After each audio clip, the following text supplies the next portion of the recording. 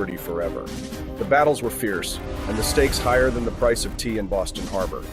At Bunker Hill, the colonial Jedi held their ground, their flintlock blasters firing energy bolts that could punch through the toughest redcoat armor. With each pull of the trigger, a burst of light and smoke, a fusion of the old and the new. And who could forget Thomas Jefferson, the Jedi Knight who penned the Declaration of Independence with one hand while wielding his lightsaber with the other? It was he who gave voice to the rebellion, declaring that all men are created equal, with the inalienable right to life, liberty, and the pursuit of happiness. Or, in this case, the right to take down a few Sith Lords. The final battle came at Yorktown, where the forces of light and dark met in a cataclysmic struggle. Washington and Cornwallis, Jedi and Sith, fought with the full might of the Force behind them. Flintlock blasters cracked through the air like thunder, while lightsabers sliced through the gloom, each swing a testament to the fight for freedom. And when the dust settled, it was the colonial Jedi who stood victorious. Cornwallis defeated, surrendered, and the force of liberty triumphed over tyranny. The Sith were driven back across the sea, and a new hope was born, a republic where the force of freedom would reign supreme. But the story does not end there. Knowing that the dark side could rise again, the Founding Fathers, in their final moments, channeled all their power, their wisdom, and their hope for the future into one single powerful crystal, a crystal of liberty. They knew that one day the force of liberty would need a new champion, someone worthy to wield this ancient power and restore balance when the force of freedom was once again threatened. For generations, the crystal lay hidden, its power waiting for the right moment, the right person to awaken it. And then, one fateful day, it was discovered by a man named Austin Peterson, a libertarian, a modern-day freedom fighter who would fulfill the destiny set in motion centuries before. The crystal called to him, and with it, Austin took up the mantle of the colonial Jedi, determined to bring balance back to the force of liberty in the United States. Through his show, the Wake Up America show, Austin Peterson became the voice of resistance, the spark of rebellion against the creeping darkness of tyranny. With the power of the Founding Fathers' crystal, he fights not with lightsabers or blasters, but with the force of truth, reason, and unwavering dedication to the principles of liberty. So remember, young Padawan, the fight for freedom is never easy, but with courage, unity, and a little bit of force on your side, even the darkest Sith can be vanquished. May the force of freedom be with you, always.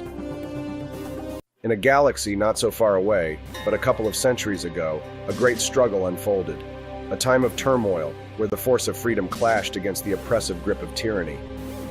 This is the story of the Founding Fathers, the brave Jedi of the colonies, who dared to defy the dark side of the Redcoat Sith. Master George Washington, leader of the colonial Jedi, was no ordinary soldier. With a flintlock blaster in one hand, capable of delivering precise shots with the power of 1,000 musket balls, and a lightsaber forged from the ancient Liberty crystals, Washington was the beacon of hope in the darkness that covered the 13 colonies. And then there was Benjamin Franklin, the Yoda of the Revolution. Wise, cunning, and always a few steps ahead, Franklin's mind was sharper than his lightsaber, which he personally modified to discharge bolts of lightning, perfect for frying any redcoat Sith foolish enough to cross his path. But the colonial Jedi were not without opposition. The Redcoat Sith, led by the Dark Lord Cornwallis, had crossed the Atlantic, bringing with them the dark side of taxation without representation. Their red lightsabers blazed like the very flames of oppression, ready to extinguish the light of liberty forever. The battles were fierce, and the stakes higher than the price of tea in Boston Harbor. At Bunker Hill, the colonial Jedi held their ground, their flintlock blasters firing energy bolts that could punch through the toughest redcoat armor. With each pull of the trigger, a burst of light and smoke, a fusion of the old and the new. And who could forget Thomas Jefferson, the Jedi Knight who penned the Declaration of Independence with one hand while wielding his lightsaber with the other? It was he who gave voice to the rebellion, declaring that all men are created equal, with the inalienable right to life, liberty, and the pursuit of happiness. Or, in this case, the right to take down a few Sith Lords. The final battle came at Yorktown, where the forces of light and dark met in a cataclysmic struggle. Washington and Cornwallis, Jedi and Sith, fought with the full might of the Force behind them. Flintlock blasters cracked through the air like thunder, while lightsabers sliced through the gloom, each swing a testament to the fight for freedom. And when the dust settled, it was the colonial Jedi who stood victorious. Cornwallis defeated, surrendered, and the force of liberty triumphed over tyranny. The Sith were driven back across the sea, and a new hope was born, a republic where the force of freedom would reign supreme. But the story does not end there. Knowing that the dark side could rise again, the Founding Fathers, in their final moments, channeled all their power, their wisdom, and their hope for the future into one single powerful crystal, a crystal of liberty. They knew that one day the force of liberty would need a new champion, someone worthy to wield this ancient power and restore balance when the force of freedom was once again threatened. For generations, the crystal lay hidden, its power waiting for the right moment, the right person to awaken it. And then, one fateful day, it was discovered by a man named Austin Peterson, a libertarian, a modern-day freedom fighter who would fulfill the destiny set in motion centuries before. The crystal called to him, and with it, Austin took up the mantle of the crystal. Good morning, Rise and Freedom. I'm Austin Peterson. You're watching and listening to the Wake Up America show on the brand new 4 Liberty Network. 1, 2, 3. Easy as you and me. Do, re, mi. 1, 2, 3. 1, 2, 3, baby, you and me, girl. We're so excited for the new shows. 1 week away. It's been 1 week since you looked at me. The Wake Up America show is brought to you as part of an offering of shows. The Wake Up America show's new Liberty Network, pioneered by me, funded, financed, supported by people like you. People like Frickety out there playing with the golf balls. People like Latrell out there making merch buys over at 4libertyshop.com. You guys have fueled the rise of my libertarian version of Dark MAGA. Yes. And Dark MAGA it is. Hillary Clinton fears loss of total control as Elon Musk dons the Dark MAGA hat in Pennsylvania, returning with Trump to the site of his attempted assassination. It's just so epic. Or at least it would be if there wasn't this really funny, hilarious, kind of autistic picture of Elon Musk that came out of the rally. Look here. Oh my God. What is going on here? Hey, it's not as epic as I was kind of trying to make it sound, right? What's up, Blue Trike? Glad you made it. Yes, we shouldn't even need notifications, right? Who needs notifications? You know to watch the Wake Up America show. I like this in this picture. It's already been memed of Donald Trump looking over at Elon Musk as Elon Musk, I guess I missed this part of it where he jumped in the air and made this, I really don't know. There's no nice word to say about this face. I mean, but it's not like, hateful, right? I know that people are clowning on Elon for whatever this face is. And I have, I believe, a closer close-up. There it is, of the Elon Musk face there. Check that out. Can you see that on the screen, or do I need to move it around? Yeah, it's been 1 week. That's going to be in my head all day. Since you looked at me, popped your head to the side and said, "Angel." Yeah, so you got Trump and he's kind of looking over to Elon. Elon is just, I don't know. Can I just say it? He just looks full-blown autistic. It's okay. We love our autistic libertarian friend. Without autism, there'd be no libertarianism. Good morning, QFA. Glad you could join us today. The good old Cecilia here, a standby of the morning crew, as well as Nelson65. Joining us with Floby Tenderson. I love seeing all of our regular guests. Thanks so much for getting up early and joining us here on the Wake Up America show. Don't forget, if you haven't, click like. And if it's your first time here and you enjoy the Wake Up America show, this is a 5-day-a-week podcast, Monday through Friday, 7 to 9 a.m. Central Time. We hope that you'll become a regular guest.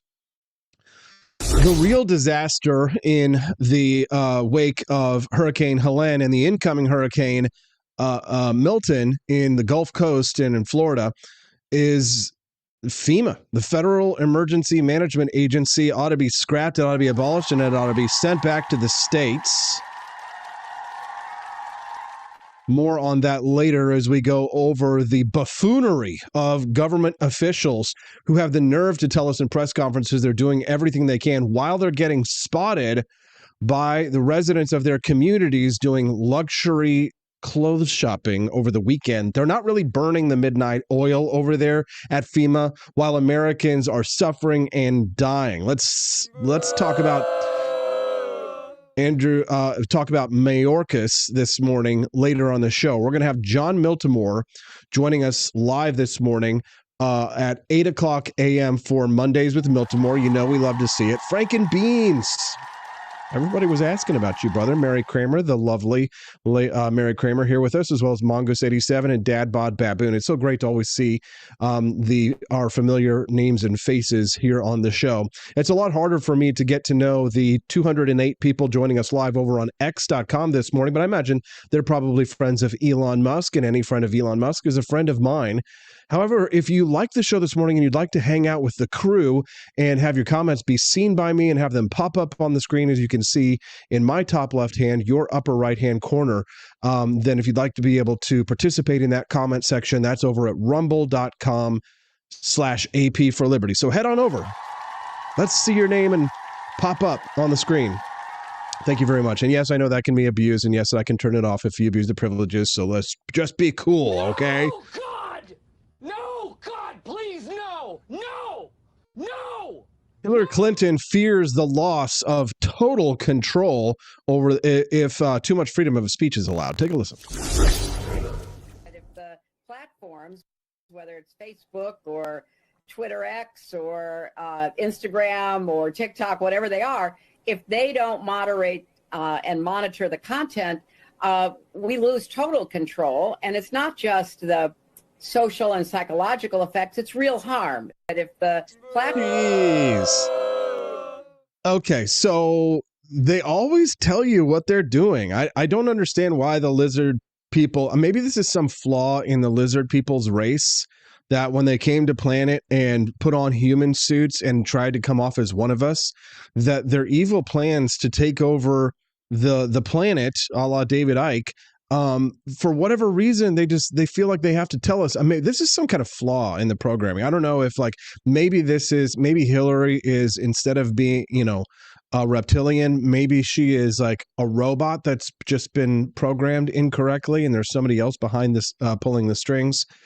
But they always seem to tell you their agenda, and the agenda is... If the platforms, whether it's Facebook or Twitter X or Instagram or TikTok, whatever they are, if they don't moderate and monitor the content, we lose total control. And it's not just the social and psychological effects, it's real harm. Okay, social and psychological effects, it's real harm. Well, are we supposed to... pause for just a moment there, Hillary, and maybe you're just speaking off the cuff there, but social and psychological effects are real harm. I mean, social contagion is real. We see that. If you haven't read Abigail Schreier's book about the panic, and or if you haven't read Abigail Schreier's book, it's called goodness gracious, I forget the name of it, but it's the one, she's written two really good books, and it's the one about, it's Irreversible Damage, I think is the name of it. Austin, drink more Founding Flavors coffee. Wake up, get your brain going. A little bit of it's Halloween, it's spooky season. We got some cobwebs rolling around upstairs, and Hillary Clinton is saying here that they lose total control. Okay, so total control, which implies that they had total control in the first place. Now, you and I, we liberty lovers who have done a little bit of homework and the occasional reading on the economic topic here and there, we understand what they mean, that they never really have total control over all of us. To some extent, it's anarchy. At least those of us, and you and I, the listener, I'm speaking to you directly. Many of you might have what is called a high external locus of control. That might be, in that scenario, you might be the type of person who tends to look at the circumstances of their life as being external to them, and the things that happen to you as coming from outside forces, versus someone who maybe has a more high internal locus of control, which means that I tend to believe, or you might tend to believe, there are people listening to this who might have a high internal locus of control as well. You might tend to believe that the circumstances of your life are more inside of your control. The outcomes that you get tend to be because of the inputs that you give to it. So you tend to be the type of person who may take more responsibility for your actions, right? You might tend to be more conservative if you have a high internal locus of control. But it is not the case that all conservatives or libertarians have high internal locus of control. As a matter of fact, from my experience, what I have noticed as a 20-year political activist with 90% or 80% of what I've done as a libertarian, it's that I find that most libertarians actually have a high external locus of control. It's the Federal Reserve it's the Jew banksters, or it's the Illuminati or the Bilderberg or the George Soroses. They're responsible for this suffering that's happening to me.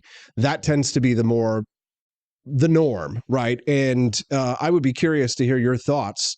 Do you think that you're more of a person with a high internal locus of control or a high external locus of control? And there are pros and cons to both approach from a psychological impact in terms of the outcomes that you might get, right? The types of mistakes that you might think in terms of logic. These two different ways of looking at the world and examining yourself and others and your relationship with others.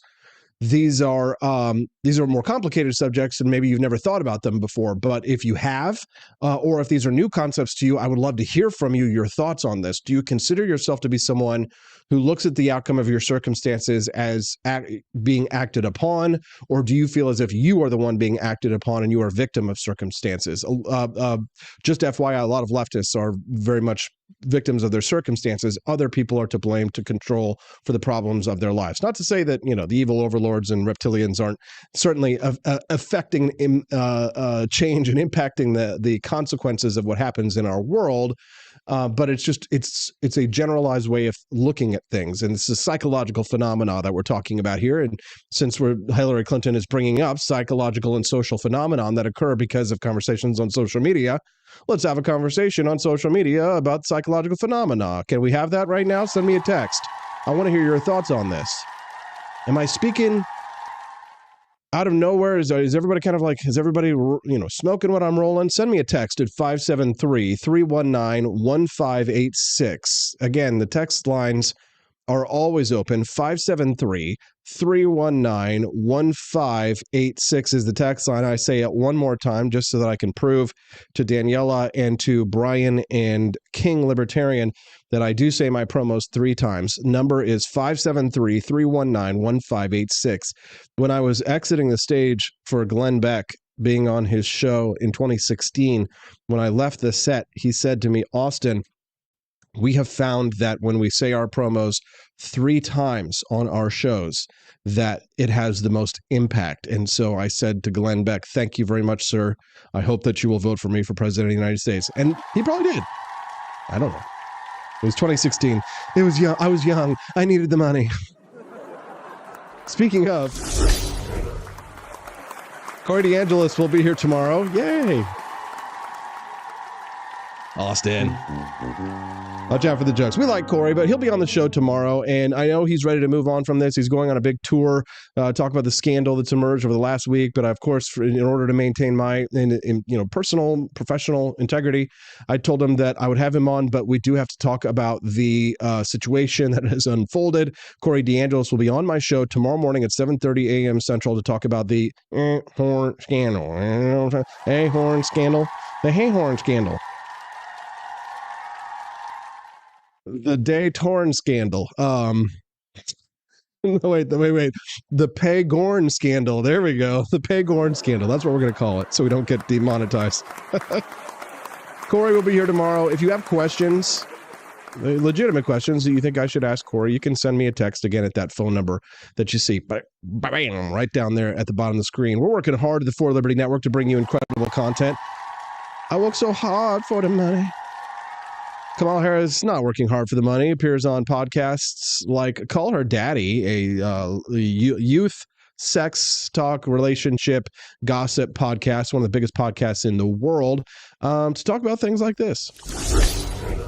There, again, in speaking about women, there has been a very big fixation on biological children, stepchildren, women that have children versus women that don't have children. It's like a huge point somehow of this entire election, right?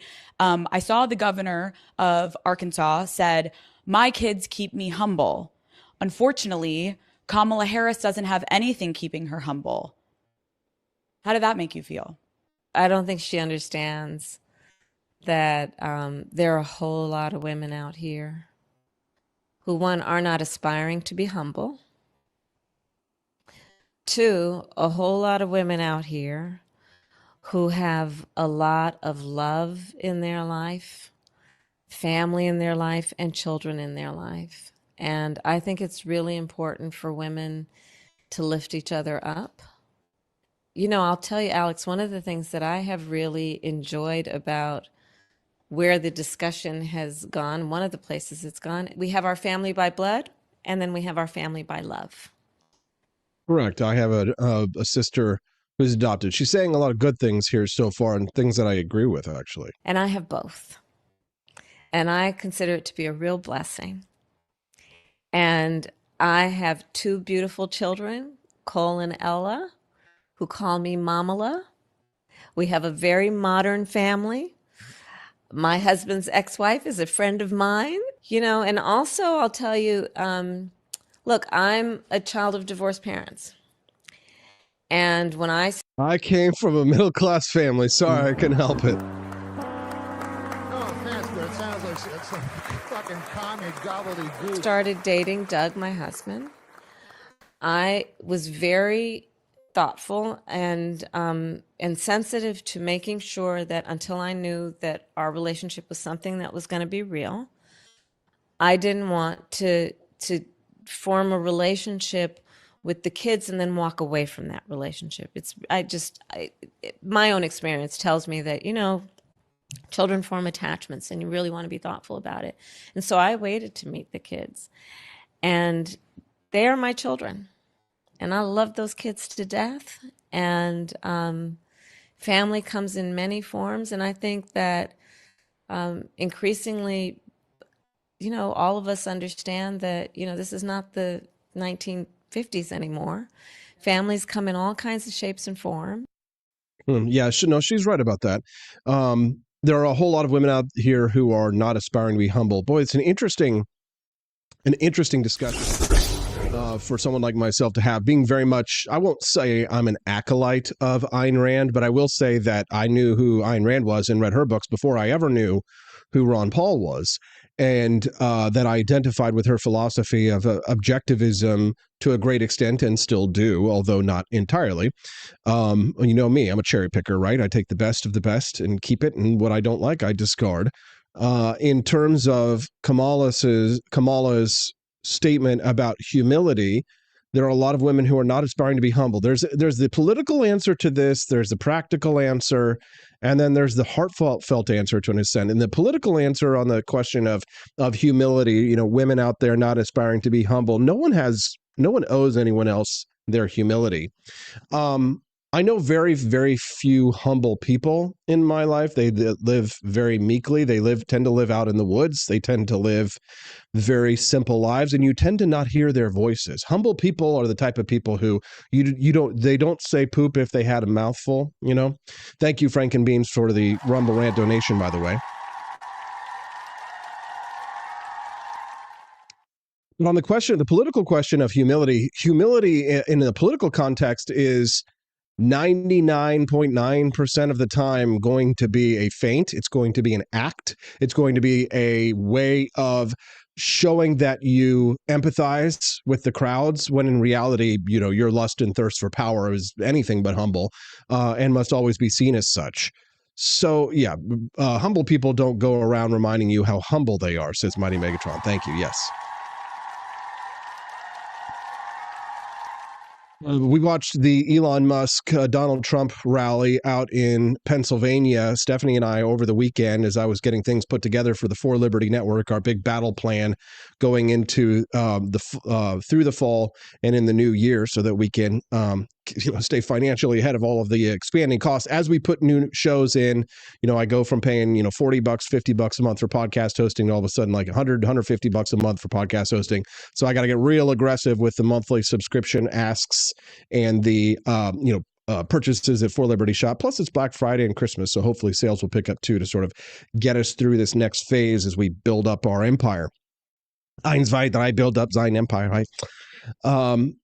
But we've got a lot of challenges ahead of us. Stephanie and I are watching the rally, and we're saying to ourselves, as Lee Greenwood is singing off-key as Donald Trump enters the stage. And I think it's a disservice to Trump. I didn't tweet this just because I wanted to be able to explain this in context that I admire Lee Greenwood. And there have been many times in my life when I spent very joyous occasions with friends and family listening to I'm Proud to Be an American and singing it out loud as part of a crowd of patriotic Americans who love their country or love their God and or love their communities. And, you know, I have no shade to throw on Lee Greenwood, but as someone as a musician, he's faded past his prime. And I don't think it actually represents Donald Trump for him to come out to the stage and to be to have someone sing for him that doesn't reflect, I think, the grandiosity of Trump, right? Trump's not trying to be humble. He's not pretending to be humble.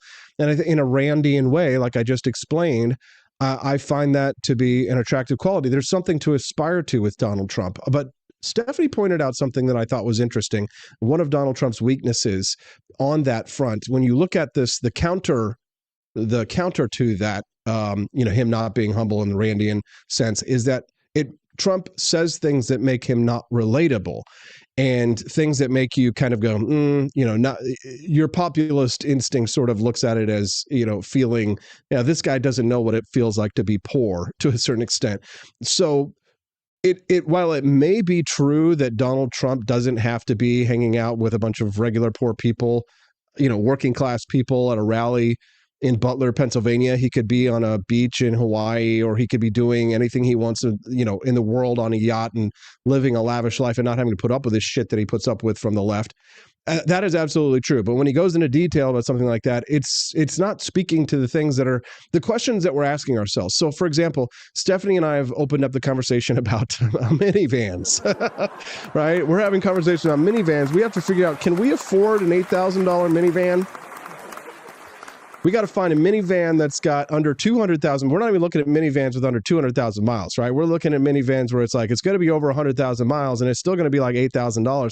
And we're still going to have to look at ways that we can afford something like that. We can't put, out on cash because, daddy spent all the money on trying to build up a new podcast network. Sorry, honey, you got to spend money to make money. It's true. I have this conversation with her all the time whenever I'm like, ooh, a new camera. But it must be done. But the kinds of concerns that people like her and I with our new child are trying to face, Trump does speak to, and he did speak to later on in the show. But sometimes, of course, he gets off track. He gets off focus. And she thinks that Kamala Harris is going to win. I think Donald Trump is going to win. We disagree about that, but it's just a fun little game that we play because we love each other, because our relationship and our love and our child, the health of our family is more important than Donald Trump. More important than anything. That's right. We know what's important. So when we look at the things that we need, the things that we have to do, Stephanie and I are looking for someone who is trying to solve the problems of a beginner family, entrepreneurs, taking risks, but also trying to be conservative and looking to the future, trying to build a country, be citizens, be activists, be active in organizations, try and give back. I give back to my community, right? I participate, I mentor, and I train young people and teach martial arts in my community for the community center. But who speaks to that more? Donald Trump, obviously. But I feel like Donald Trump should stay on message more. As a matter of fact, I felt like the whole Lee Greenwood thing sort of it brought Trump's energy down in the beginning, and then he stayed there. But when Elon Musk got on stage, it was electric. And then he kind of spurged out a little bit. And honestly, I love him, but he's not the best public speaker. And Trump and Elon Musk and the Lee Greenwood thing, well, I mean, I love the guys, but it just felt a little low energy. Don't get mad at me. I'm just trying to be straight with you about how I feel about things and urge caution amongst those who might feel, oh, we're going to triumph. We're going to be triumphant. We should be cautious. We should be honest about our flaws and look for ways to improve. And obviously, they're not asking for my advice about how to grow or how to run their campaign. But if it were me, I would say that I would hope that Donald Trump would stay on message, talk about the things. And I know that this speaks to me directly, but for the most part, I think that people like myself and my wife and our community community and the type of community that we're building is a good model for America and for Americans. It's not for everyone. I wouldn't force my lifestyle on anyone else. On what Kamala Harris was talking earlier about, like, families being different. It certainly is. My sister, for example, being adopted, right? She's of Hispanic descent. We love her the same as I love my blood brother. And that's how families can be. And I'm not saying conservatives, of course, I'm not implying that conservatives don't do that. Of course, we are conservatives who have those kinds of families. But to look at the family model that Stephanie and I are embodying, I think is a good model. So therefore, if Trump were to speak to the issues that we care about, it would be the issues that make him relatable to people who are trying to afford an $8,000 minivan so we can afford to put the dogs and the baby girl and hopefully a little baby boy maybe coming soon. You know, let it slip. I'm just kidding. She's not pregnant, right? Doctor says take a little bit of time. I'd love to hear your thoughts about this and more. You can text the show at 573-319-1586. Again, that text line is open, and you can text me anytime at 573-319-1586. We're going to have a great show today. We're going to have John Miltimore in 30 minutes. We're going to talk to him about FEMA's disaster response. Kurt Schlichter posted this clip from ABC's This Week. He says government workers should be criticized all the time, and they should be afraid of being fired or prosecuted by their employers if they failed or performed adequately. This is not a bug. This is a feature. So much is going viral online as well. One user suggested yesterday that a militia should go against FEMA. Got more than 500,000 views. What kind of impact has this had on the recovery effort? What kind of impact has a man? This is a serious question from a serious journalist. Quotes.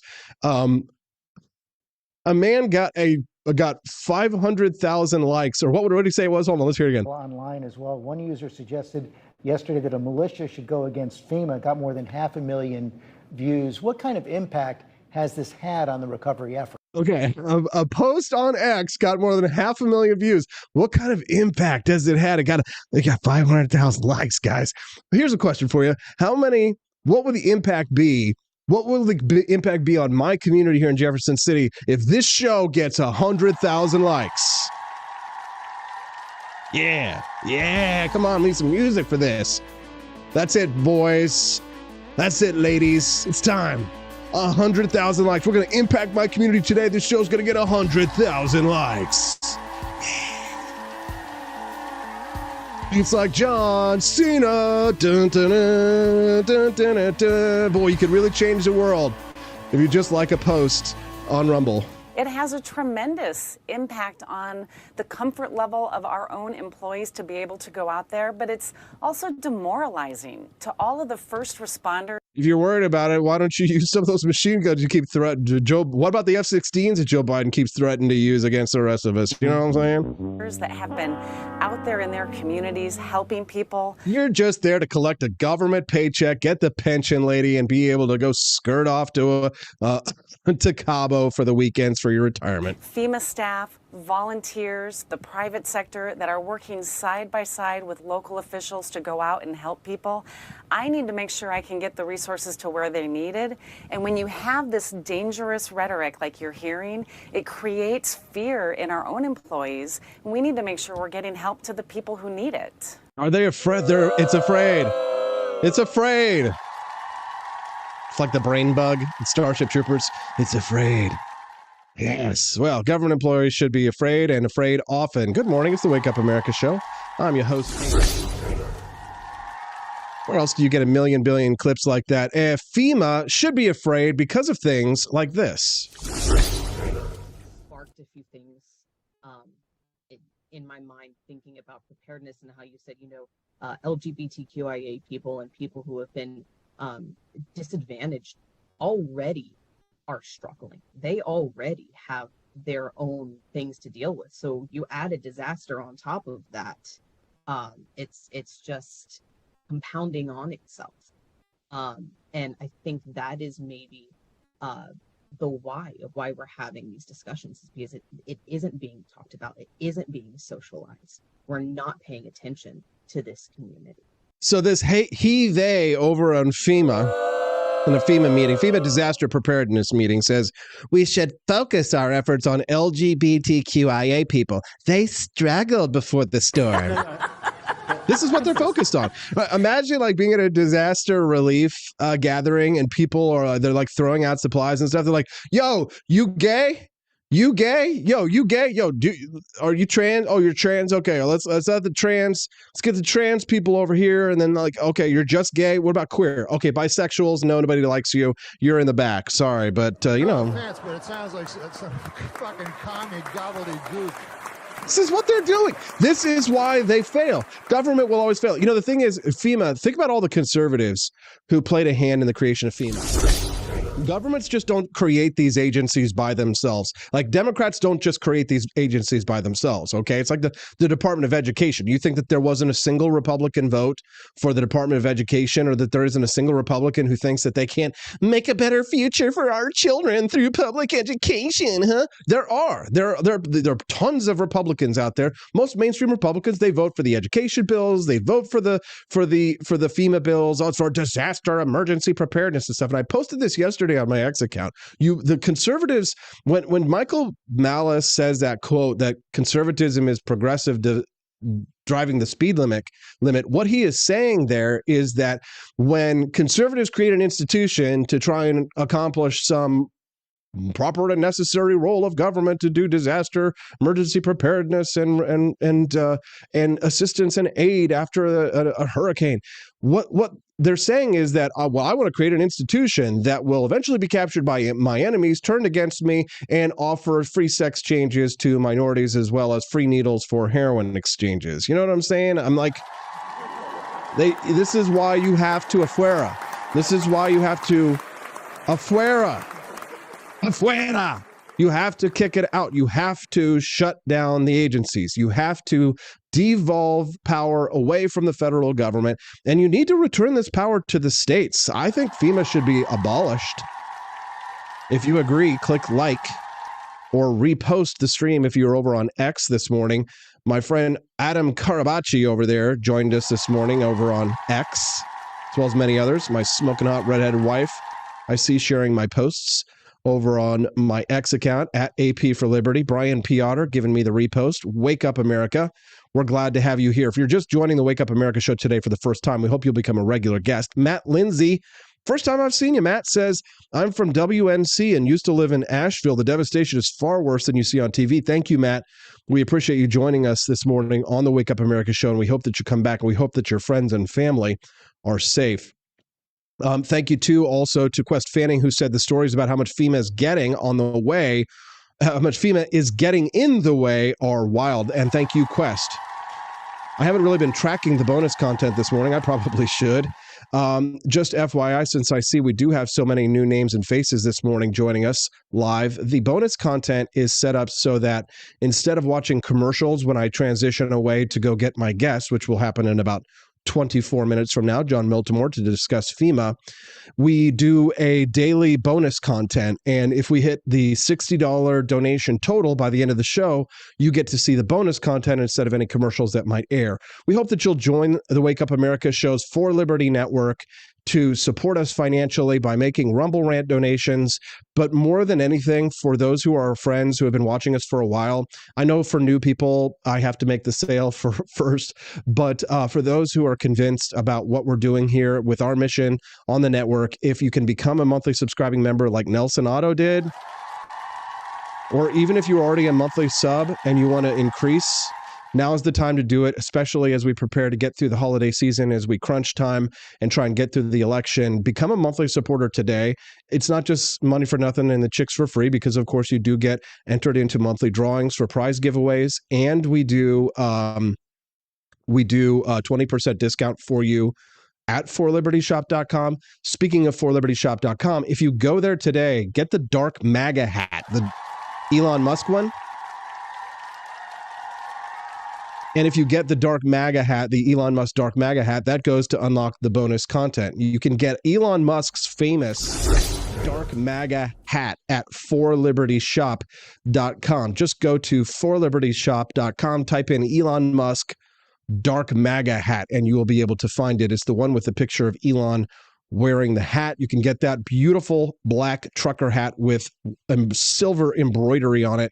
You can get that at the number 4 forlibertyshop.com. Unlock the bonus content, because every purchase, remember when you see that price, that includes shipping, so that's delivered to your door. And check out all of our reviews on all of our merchandise there at the shop, because we have incredible 5-star reviews, and they're also kind of hilarious. They're funnier than Amazon reviews over there that people write over at forlibertyshop.com. So visit forlibertyshop.com, get yourself an Elon Musk Dark MAGA hat. Let's kick some ass, right? Let's do it. NJM 77 reminds us a new minivan only costs about 50 grand. Yeah, exactly. You know, No offense, but it sounds like gobbledygook. This is how much your cars cost under communism. This is what you have to pay. Residents of Marshall, North Carolina are having to dig their town out of the mud after Hurricane Helene. This small town only has a population of 872 people. Where is FEMA? This is a video not being broadcasted by the mainstream media. Take a look at this town. This is in the United States. This isn't unbelievable. Some of those scenes. Yeah. Did FEMA take money and use them for illegal immigrants? Yes or no? We're being told that that's a disgusting and racist thing to suggest. Here's Corinne Jean-Pierre. No, Biden did not take FEMA relief money to use on migrants. So FEMA regional administrators have been meeting with city officials on site to coordinate available federal support from FEMA and other federal agencies. Funding is also available through FEMA's emergency food and shelter program to eligible local governments and non-for-profit organizations upon request to support humanitarian relief for migrants. Okay, I can first.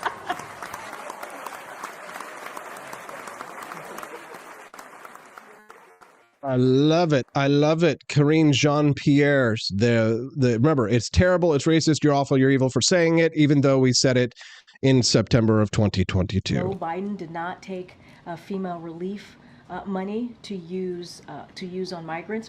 So FEMA regional administrators have been meeting with city officials on site to coordinate available federal support from FEMA and other federal agencies. Funding is also available through FEMA's emergency food and shelter program to eligible local governments and non-for-profit organizations upon request to support. I can first. Yes, FEMA is the problem. A new hurricane, Milton, making its way to the coasts. We will be keeping an eye on what's happening to our American brothers and sisters, but the private response always seems to outpace the government response. Take a look.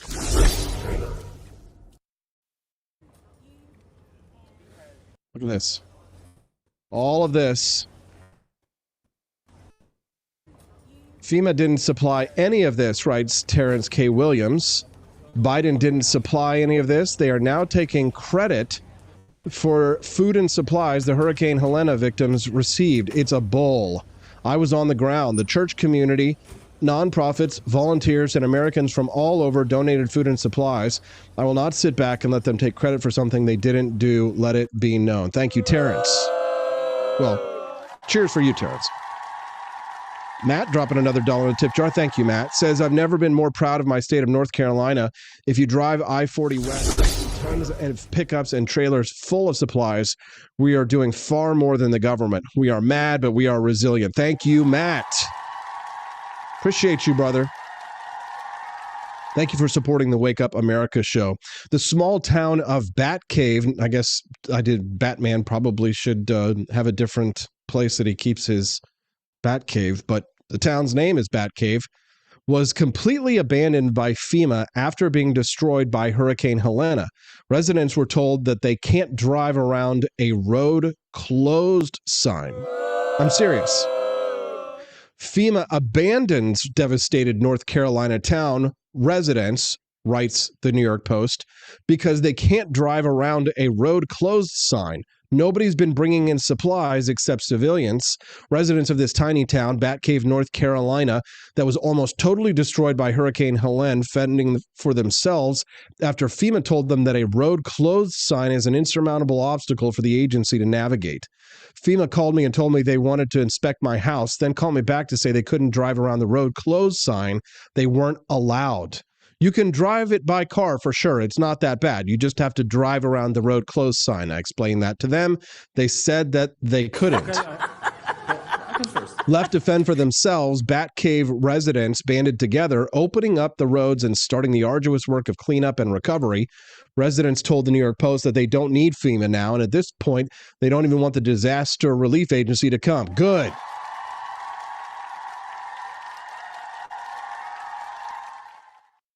Good. I love that attitude, and it's the one that we definitely will be striving to support. If you're just tuning into the Wake Up America show, good morning. I'm Austin Peterson. It's nice to see people watching us over on our locals page.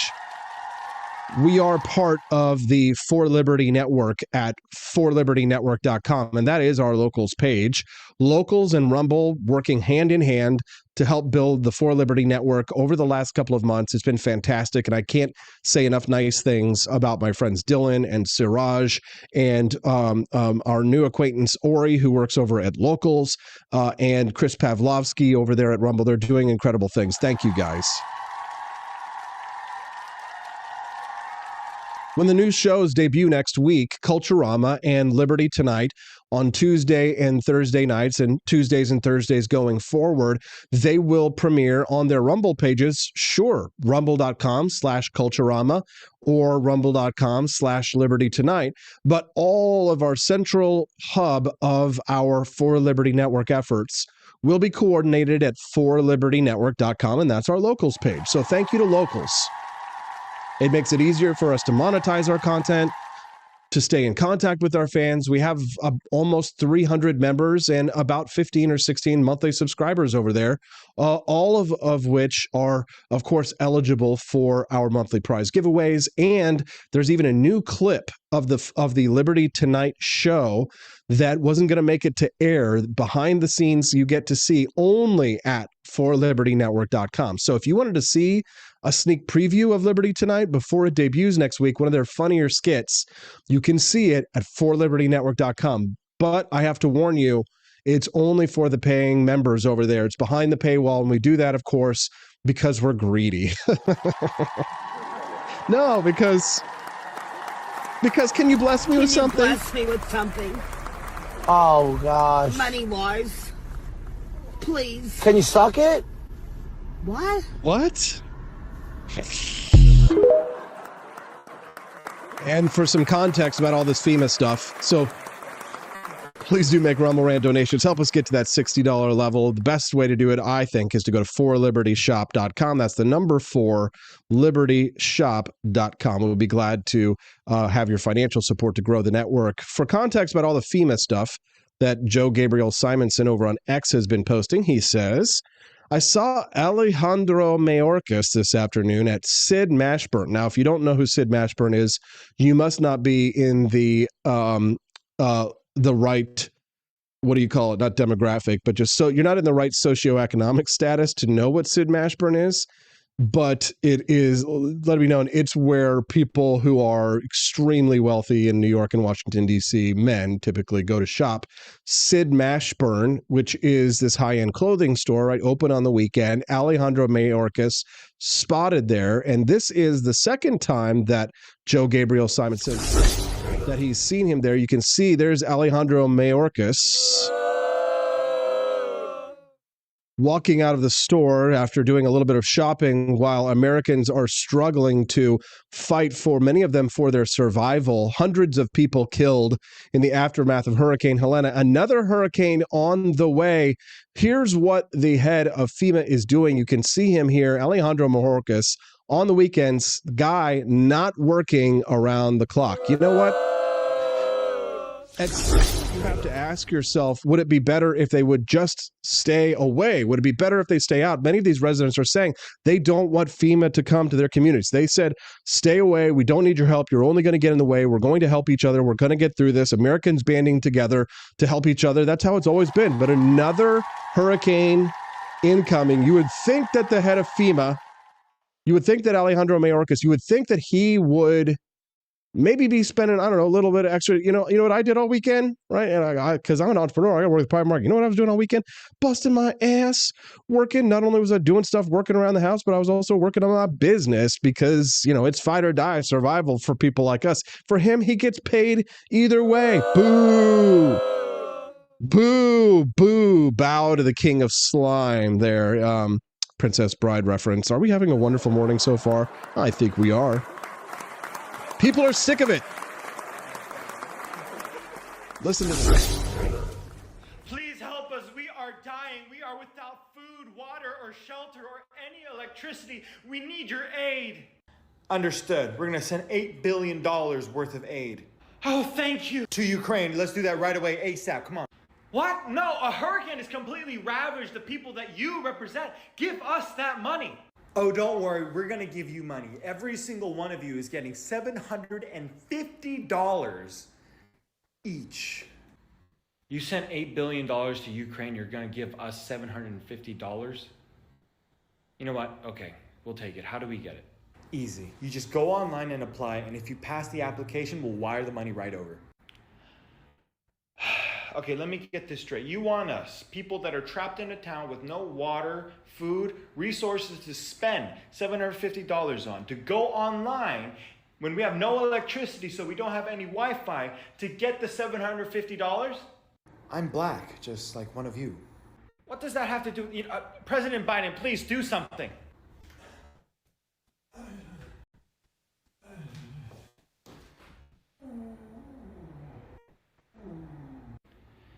We used to be respectable.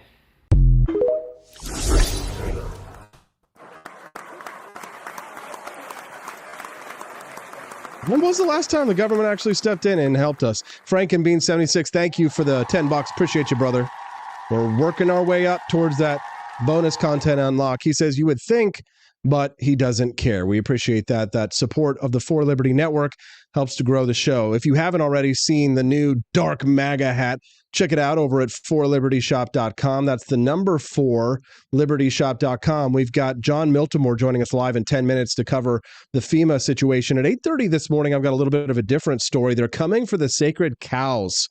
You're going to love this one. The star TV anchors on the mainstream media, they're on notice. They're not getting a raise. Why is that, Austin? Why would you be happy about that? The campaign to cut costs at the major networks reaches the biggest names across the media landscape. This is good news for whom the bell tolls. Ask not whom the bell tolls for George Stephanopoulos, Robin Roberts, Michael Strahan, and others. The bell tolls for thee. These people are getting their lunch eaten by podcasts just like the one that you're watching right now. I have had shows on Rumble, Wake Up America shows that have more ratings, higher ratings, more views than shows that appear on MSNBC. And I'm just even one of the little guys. Can you imagine how much bigger Russell Brand is from MSN, like Morning Joe, for example? Do you remember when Russell Brand went on Morning Joe and told them off? This was like 10, 15 years ago. It was so amazing. The good old days. But that was an exciting time. But now he's bigger than Morning Joe.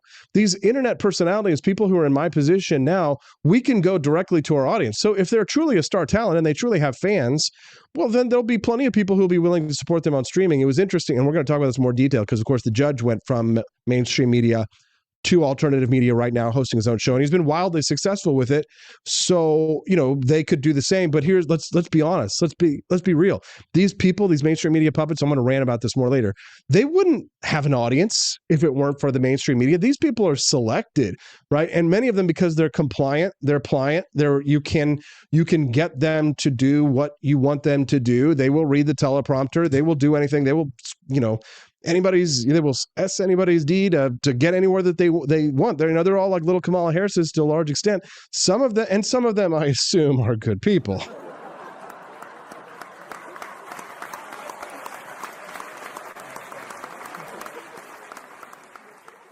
Did you guys see my new viral video that I posted yesterday about the price gouging? Speaking of the hurricanes.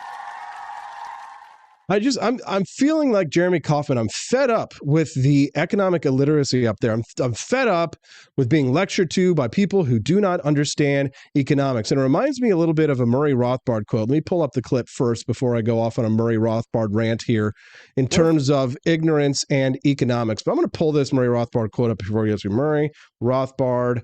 Crime economics. We're Googling this in real time. It is no crime to be ignorant of economics, which is, after all, a specialized discipline and one that most people consider to be a dismal science. But it is totally irresponsible to have a loud and vociferous opinion on economic subjects while remaining in this state of ignorance, as I demonstrated here. If I told you raising prices in emergencies, aka price gouging, actually helps people. Sounds greedy? It's not. Prices aren't random, they're signals. High prices say, bring more supplies, and don't hoard. It ensures everyone gets what they need. Remember Hurricanes Gustav and Ike? Gas prices soared, but it kept supplies available when they would have run out. Low prices in a crisis? Supplies run out fast. Higher prices stops hoarding, and the desperate get what they need. Higher prices motivate suppliers to risk bringing goods to disaster zones, saving lives. Price gouging laws feel right, but they miss the point. They hurt supply and make crisis worse. So next disaster, don't hate entrepreneurs with high prices. They're the heroes keeping things moving. Yeah, AP. Oh, FYI, who are you wearing? Well, it's not that Sid Mashburn guy or whoever from Washington, D.C. I'm wearing Make Taxation Theft Again hat, available at forlibertyshop.com, as well as my neon retro firearms. That's the I love this shirt. It's so soft and it fits and looks great, especially if you choose a black or a special. I recommend like a pink shirt underneath this. You can get a pink undershirt to go with the retro neon firearms. This is the gun running shortstop tee. Yeah, or gun running shortstop baseball jersey. And then Make Taxation Theft Again, available both at forlibertyshop.com. Spreading some economic knowledge and dropping a little capitalism. It's AP. Person make prices higher. Person bad. L-Dub says that's all they see. I know, right? Stupid. We shouldn't have to be lectured to by morons about things like price gouging. In regards to whether or not FEMA is giving away money to illegal immigrants, that question can be answered by posts like this. FEMA is going to be playing a pivotal role in our shelter and services program that is poised to distribute $363 million to cities and communities in need of funding. We do not have the funds, FEMA does not have the funds to make it through the season. There it is. Boom. Playing a pivotal role in our shelter and services. Look, it's Liz asking over in the chat the real questions. Do you have a Dark MAGA hat? You darn tootin' we do. Looky here. Boom. Boom. Boom. Guess who's on top of things? This guy. The Wake Up America show, brought to you in part by viewers and listeners like you, heading over to forlibertyshop.com. That's the number 4libertyshop.com. Unlock this content. Get yourself an Elon Musk Dark MAGA hat. And when we get back with John Miltimore, we are going to talk to him more about the FEMA response. Are they giving money to illegal immigrants or aren't they? We'll talk about all that when we get back on the Wake Up America show on the 4 Liberty Network. Don't go away.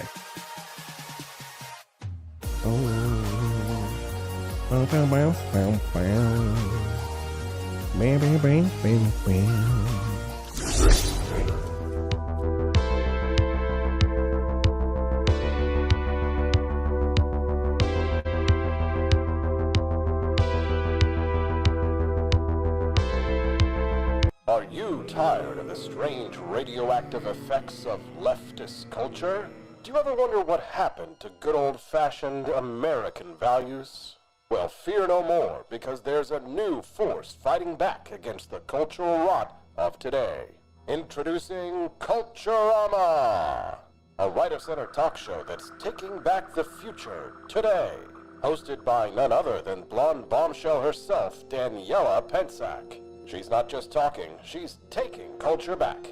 With sharp takes, brilliant guests, and a few surprises along the way. Tune in to the live video podcast twice a week, because the future doesn't have to be weird. It can be Culturama. If there wasn't going to be somebody who was a fiery champion of liberty, somebody who would get out there and who would be aggressive, and if they wouldn't do it with more fire or passion than I had, then I would go and I would fight this battle for us. I've fought for the principles that we all share. Parties tend to be secondary to me. We're here because we believe in the principles of liberty. I am not a perfect messenger, but I think I'm a damn good one. This is a replica of our first president's flintlock pistol. You have my full support, my respect, and my gun.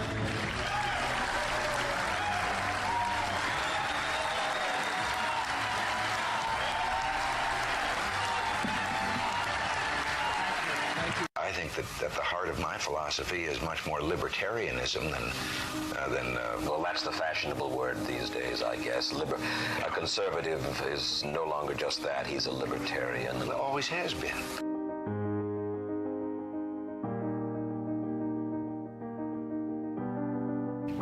Yet any time you and I question the schemes of the do-gooders, we're denounced as being against their humanitarian goals. They say we're always against things, we're never for anything.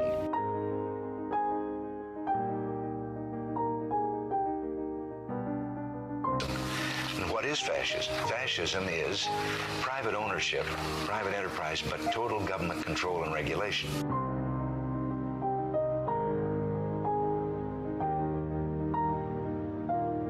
Well, the trouble with our liberal friends is not that they're ignorant. It's just that they know so much that isn't so.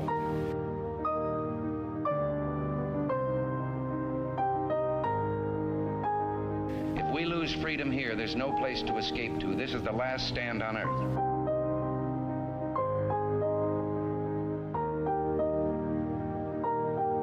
This is the issue of this election. Whether we believe in our capacity for self-government or whether we abandon the American Revolution and confess that a little intellectual elite in a far distant capital can plan our lives for us better than we can plan them ourselves.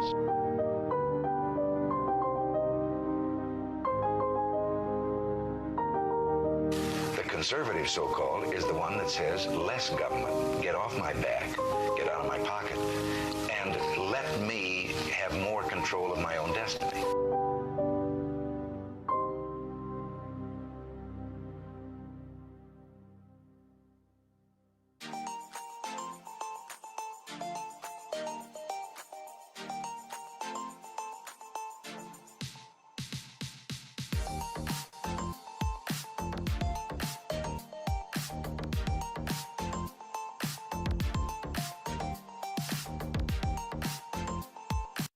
Do you hate the deep state? Do you reject the Antichrist in all his ways? Do you believe that aliens controlled LBJ to assassinate John F. Kennedy?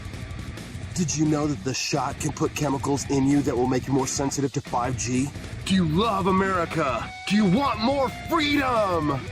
Do you like smoking hot red-headed libertarians?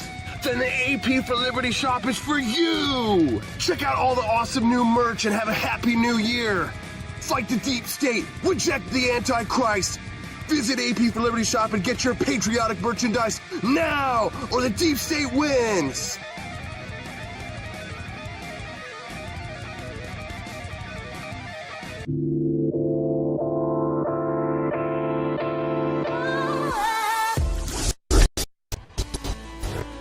Good morning, Rise and Freedom. I'm Austin Peterson. You're watching and listening to the Wake Up America show on the For Liberty Network. We're glad to have you here. Click that like button. Become a regular viewer of the show by clicking the follow button. If it's your first time watching us over here on Rumble, we'd love to have you be a regular guest. So make sure that you click that follow button underneath the channel so you can get an alert when we go live, which is every Monday through Friday, 5 days a week, 7 to 9 a.m. Central Time. It's the Wake Up America show. We'd love to have you be a regular guest and hang out with us in the chat. Saturday Night Live had a little fun this weekend at the vice president and potential future vice president's expense. Take a listen. Okay, he's out there. He's doing his thing, whatever that may be. Okay, come on, just relax. You know, you haven't had a night off in 3 months. Do you want to watch something less stressful like the Menendez Brothers show? I don't know, Dougie. I kind of wish I had picked Josh right now. Oh, Josh Shapiro? No, Josh. Cabernet. Look, Tim will be fine. It's not like he's going to say something crazy. I've become friends with school shooters.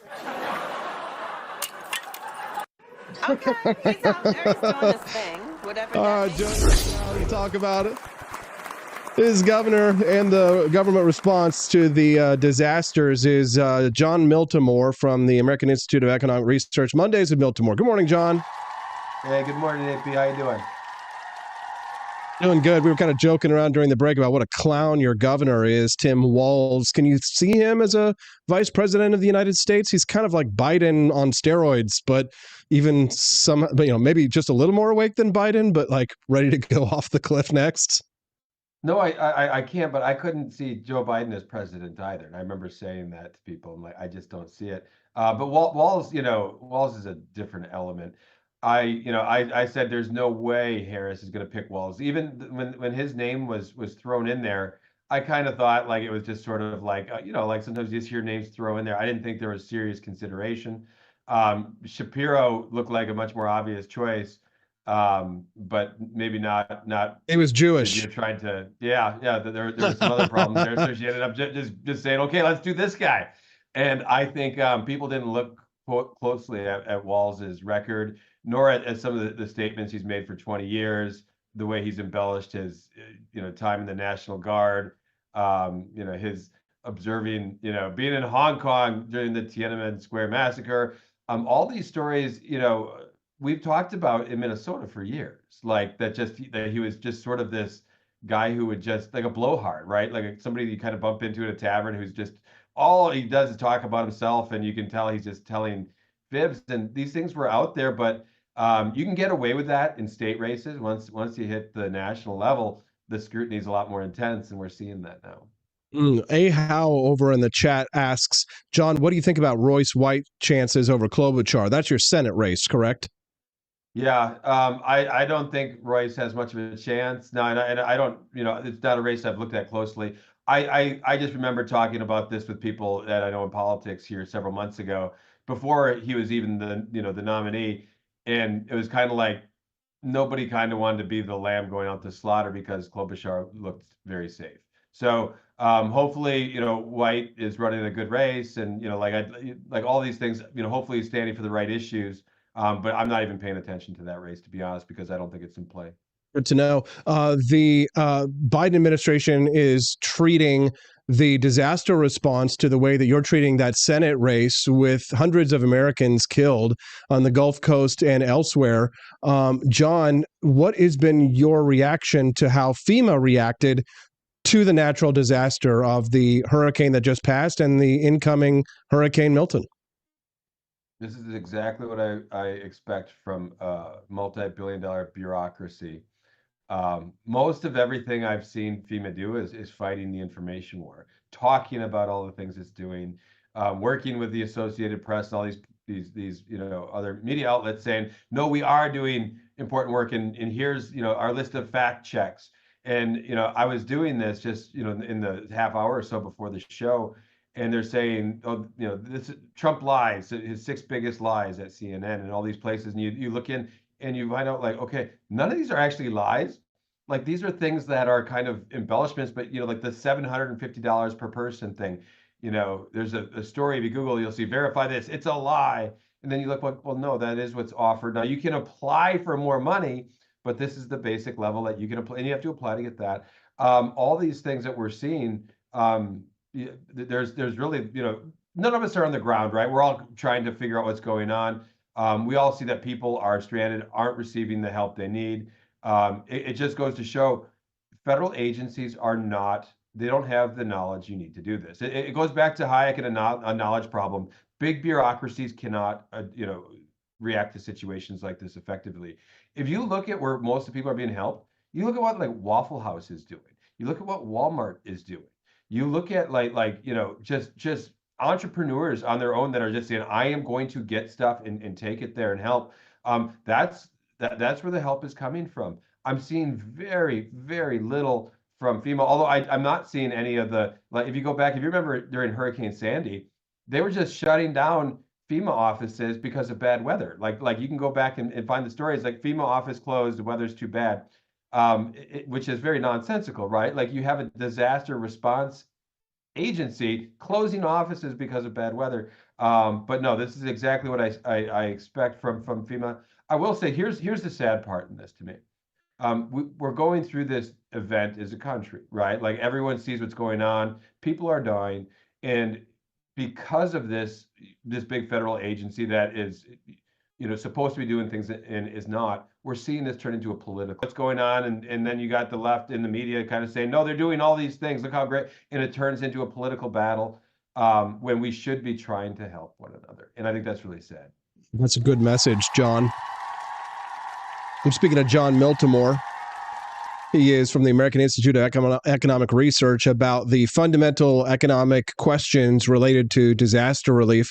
Practically, though, John, I wonder what you think about the idea of just reducing the role of FEMA to the states, essentially institutionalizing the 10th Amendment by collapsing FEMA and pushing all of that those taxpayer dollars back to the states where they came from and allowing them to set up their own disaster preparedness scenario institutions. Wouldn't that be a better way of handling these things through a good old classic federalist approach? 100%. No, abolishing FEMA is this. If you're looking to improve the disaster response, abolishing FEMA should be like your first step.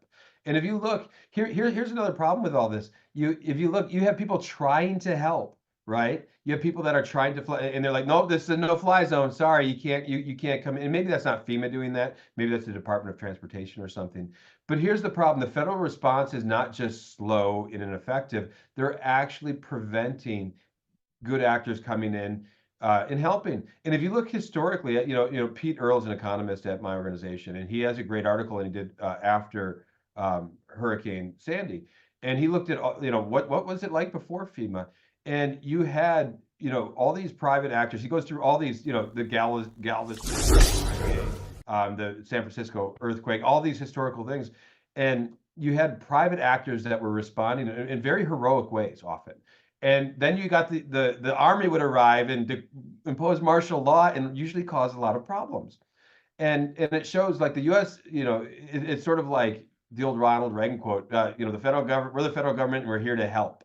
Like, no, you're oftentimes, even if you mean well, you're not going to be able to help in that situation. There were people being shot for looting during this, by army soldiers when they were just trying to find people in homes after the earthquake and helping people. You had innocent people fired. The shots were fired on them. Some were killed. The federal government does not have the knowledge to respond to these things effectively, and I think we need to admit that. No, absolutely. I mean, no disagreement here. The question of whether or not our money is being used effectively, I think, is one that we can all agree on. But where a debate might arise are questions like the migrant crisis here in the United States. The government is lying to us. I played a clip from Karine Jean-Pierre a little bit earlier, John, where it showed her talking out of both sides of her face when it came to whether or not, money, illegal immigrants. Well, there's something to be said for the point that I think a lot of libertarians make, and Republicans and right-wingers in general, that the money that's being taken from us, even if it shouldn't be taken from us in the first place, we agree, it ought to go to benefit Americans first, right? For this fundamental basis, I consider myself to be an America firster, right? Not like it's kind of commonly understood, but I'm for America first. So when we see money going billions to Ukraine and billions to Israel, and then they want to prioritize LGBTQIA, and then have migrants take the money first, it seems like everybody is higher priority than our own government, the people that we are being represented by. Why do you think that phenomenon exists? You would think that they would be afraid of getting reelected, but I mean, is the system broken? How do we square this? Do you consider yourself to be the type of person who would say we need to prioritize American interests before giving money to Israel or to Ukraine or what have you? How do you feel about this big picture? Yeah, no, I think the system is broken, and what we see is Washington, their priorities are not the American people. Really, their priorities are themselves, and this is a public choice problem, right? James Buchanan won a Nobel Prize writing about public choice, and he looked and said the incentives politicians have, well, they have the same incentives as everyone else. We're kind of looking after our own interests, and oftentimes that means helping in ways that might not be helpful to Americans. And if you look, like the checks to Ukraine have been, everyone is on time. Everyone keeps getting bigger because there's a lot of people in Washington who have a lot of interest, tied up in what's going on in Ukraine. All kinds of incentive problems there. I won't go into the whole, military-industrial complex side of that thing, but yeah, I think if you look at Washington, their interests are not really aligned with the American people. And FEMA is a great example. You look, if you go on there, I thought this must have been people, pulling my chain on Twitter, but no, it's really, you go to their website, their goals. Goal 3 is disaster response. Goal 1 is equity, right? Like that's bizarre. Like this is a federal agency. It's like you had one job, respond to disasters and help people, and that's goal 3. So yeah, their priorities are way out of whack.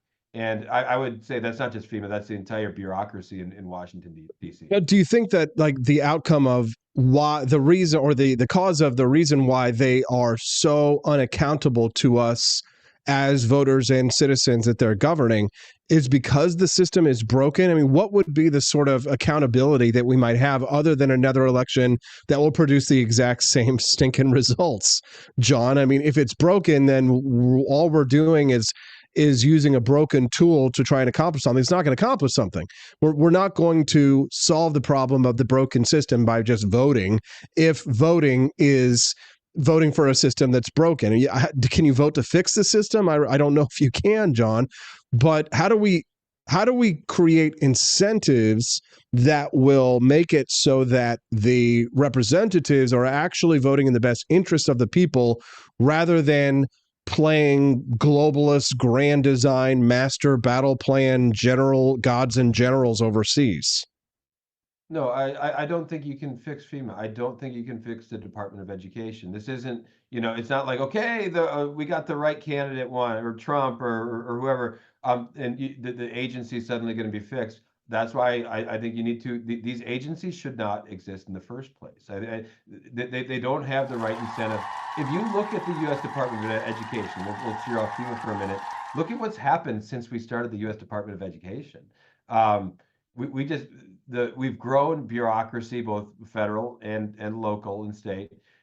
It has shot up exponentially.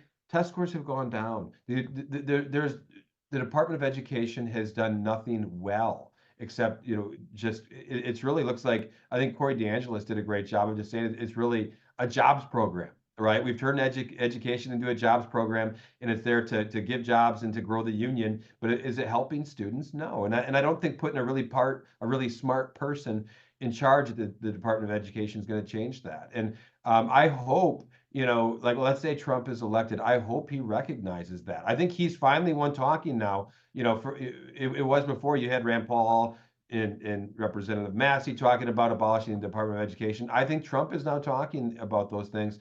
That is how we begin to fix things, because these bureaucracies are not fixable themselves. It's not a leadership problem. It's John Miltimore joining us live. He joins us every Monday. We call it Mondays with Miltimore, and we have a great conversation typically about economic matters. John, we're always grateful that you would join us so early and be so generous with your time here on the Wake Up America show. Are you black-pilled, John, would you say, about America's future? Would you say that you are more dismal on our, long-term timeline for the United States, the future of the American Republic? And I'd be curious to hear your thoughts about the future. I talk about this sometimes, very rarely publicly, but no, I wouldn't say I'm black-pilled. I'm black-pilled in the sense I don't think the United States government in its current form can exist or should exist much longer like this. It cannot exist half slave and half free, like Abraham Lincoln said.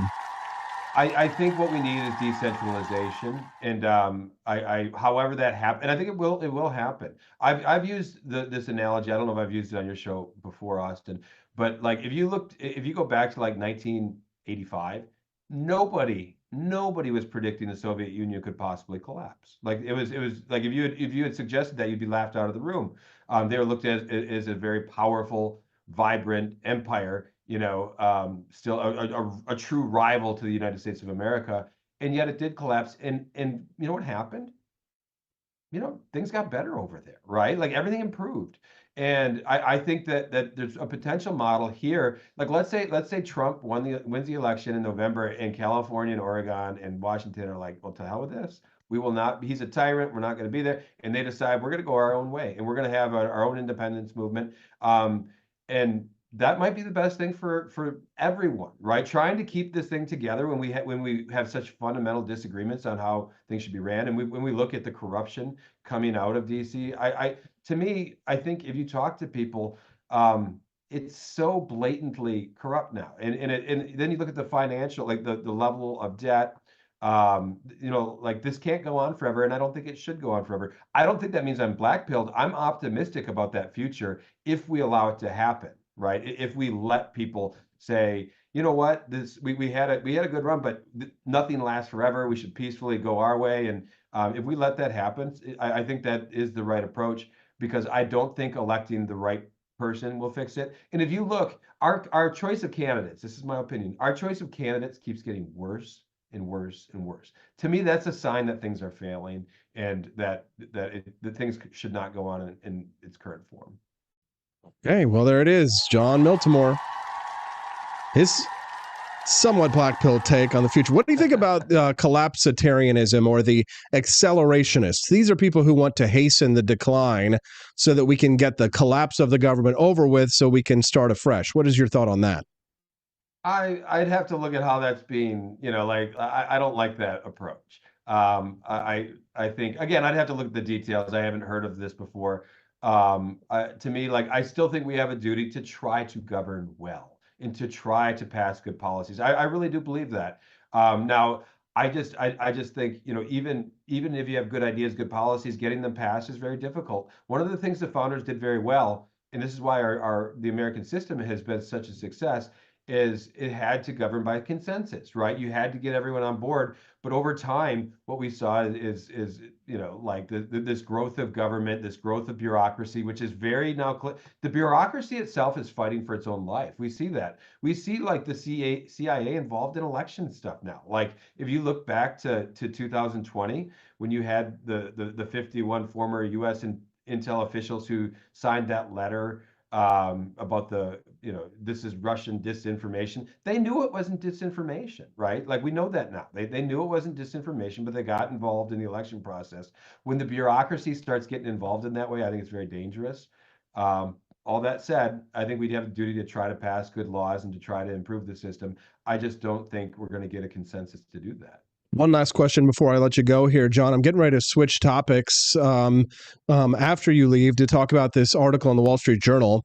The title of it is Star TV Anchors Are on Notice. You're Not Getting a Raise. From NBC to ABC to CBS, the campaign to cut costs reaches the biggest names across the media landscape. The rampant cost cutting across the media industry that's struggling to transition to the streaming era is finally coming for the sacred cows, star talent. Oh, God, yes.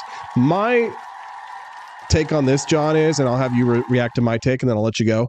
My take on this is, as somebody who's worked professionally in television news and done, started my own podcast network now, is that a lot of these people who are famous on these TV shows, John, they're only famous because the network puts them in these positions. Like the only reason people really know them, it's kind of like, did you ever see Godfather 3? And Francis Ford Coppola put his daughter Sofia Coppola in it. And it was like the biggest disaster ever, right? I purposely don't watch that movie because Godfather 1 and 2 are such masterpieces. But it's like so many of these anchors are like Sofia Coppola. And when I used to work there, I would see it all the time. Yeah, they're hot. They look good on camera. And for some, that might be enough. But they're not stars in the sense that if they didn't have the network, they'd be done. It'd be game over. And I saw a lot of talent get chewed up because they did not cultivate their own real following. They just let the network do everything for them. But now, forlibertynetwork.com, eating their lunch. Here we come. And I get sometimes shows that I do here, John, not to pat myself in the back too much, but just to illustrate, sometimes shows that I do here get more ratings or more views than shows on MSNBC. And that's got to make you feel good. But at the end of the day, it's kind of like, ask not for whom the bell tolls, it tolls for thee. When they're coming for the stars on these networks, I mean, they were untouchable, John.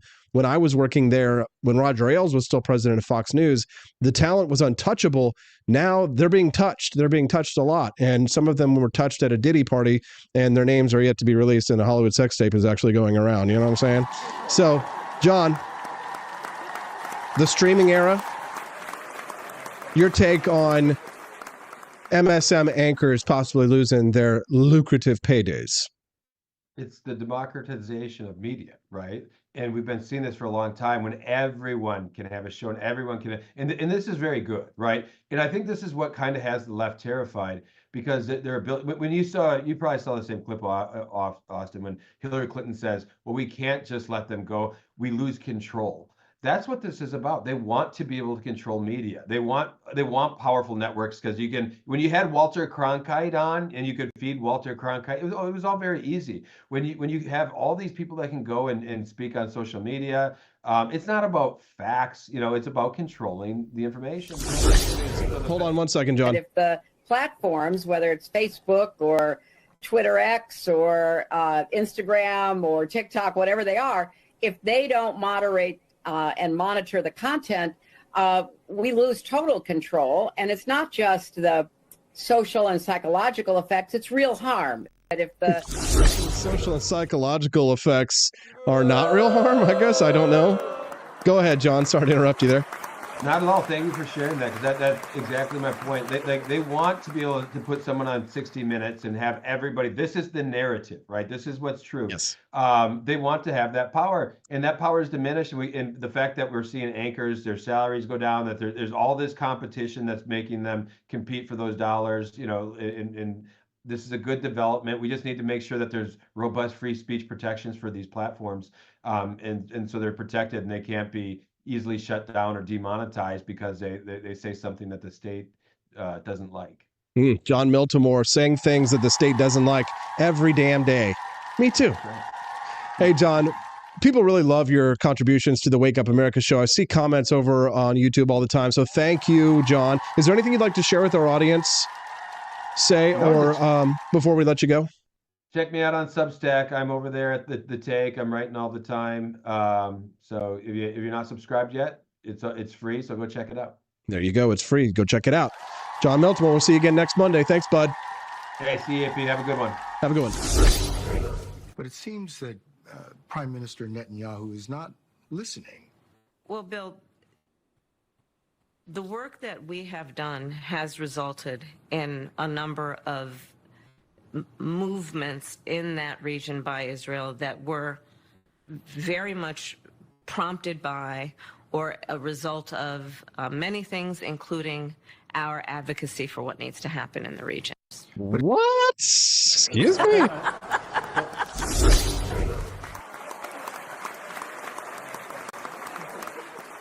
All right. Well, we haven't unlocked the bonus content yet, but I also haven't checked the text messages this morning. What I recommend you guys do is to go to forlibertyshop.com. I'm going to take a quick little break. Go to forlibertyshop.com and get yourself a Dark MAGA hat today. They're beautiful. Absolutely beautiful. Brand new in shop. See Elon Musk wearing the Dark MAGA hat right there. You can see. Isn't that funny? Aww. Kind of a funny face. Where can I get the Dark MAGA hat? Look at the way Donald Trump is looking at him like, oh my God. I had the meme up of this one earlier. Oh yeah, here it is. Me trying to have a conversation, serious conversation with someone. Here's my child, right?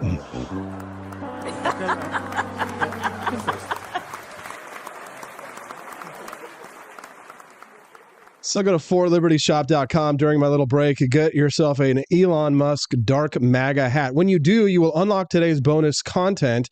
Today's bonus content on the show deals with Anthony Fauci's new memoir. You definitely want to see it. So if you buy a Dark MAGA hat during the commercial break, you will unlock the bonus content. We don't want to get to the end of the show without unlocking it, because then I will be embarrassed and ashamed. I'll have to go home to my wife and she will deny my bed.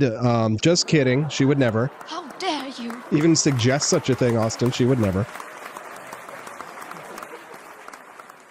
Well, we want to do it because we're trying to grow forlibernetwork.com. And as the network increases in size, so does the cost of the network. So I hope that you don't mind if I'm a little overly pushy when it comes to the Rumble rants these days. I got a baby to feed, right? We got to feed our babies. So head over to forlibertyshop.com. During the commercial break, guys, get yourself an Elon Musk Dark MAGA hat. The link to the Dark MAGA hat, you can get it directly underneath the video. So I'm going to post it as well over on X. I'm going to tweet it underneath the live stream link so that you guys can click it there if you're over on X as well. But you can also just go to forlibertyshop.com and type in Dark MAGA hat. You'll find it on the Wake Up America show on the For Liberty Network. Haunted by high prices and big government? Don't be a ghost of your former self this Halloween. We've got shirts that'll keep the ghouls and the government off your back. Inflation's scarier than any haunted house. But hey, why not turn it into a costume? Or how about our spooky government shirt? Guaranteed to spook anyone who's afraid of too much power. But if you're feeling real edgy, nothing says Halloween like our Michael Myers No Lives Matter shirt. Cause when it comes to big government, we all get slashed. At forlibertyshop.com, we believe in freedom, not fear. So grab your libertarian Halloween gear before the government takes an extra bite out of your wallet. Or your candy. forlibertyshop.com. Let's make Halloween tax-free.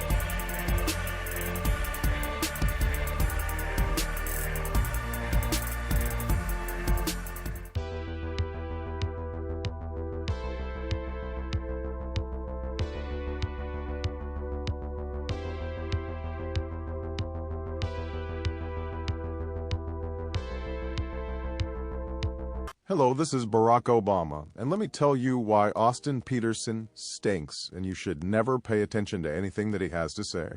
First of all, he's a libertarian, and we all know libertarians are idiots. They don't realize how important government is to everything that we do. I recently became aware that Austin has opened up a libertarian shop at apforlibertyshop.com. Now, I'm asking you as a personal favor to me that you never ever visit apforlibertyshop.com. With all of the great Liberty merchandise there, the last thing that we need to do is to get people spreading this message around the country, because then they might start thinking that they don't need government. And that's the last thing that good Democrats like us want. So if you love democracy, like me, and hate freedom, then don't visit AP for Liberty Shop. Like I said, whatever you do, do not visit apforlibertyshop.com. I'm Barack Obama, and I approve this message.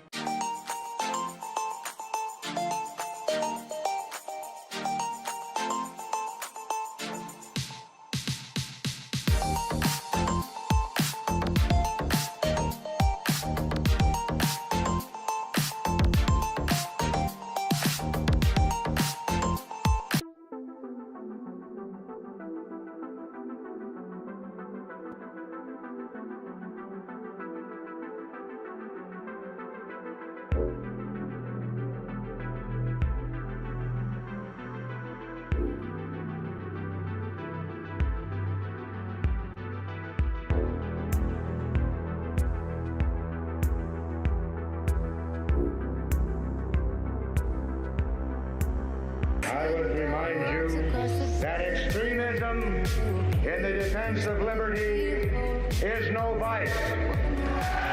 It is better to settle these matters in the courts than on the streets, and new laws are needed at every level. But law alone cannot make men see right.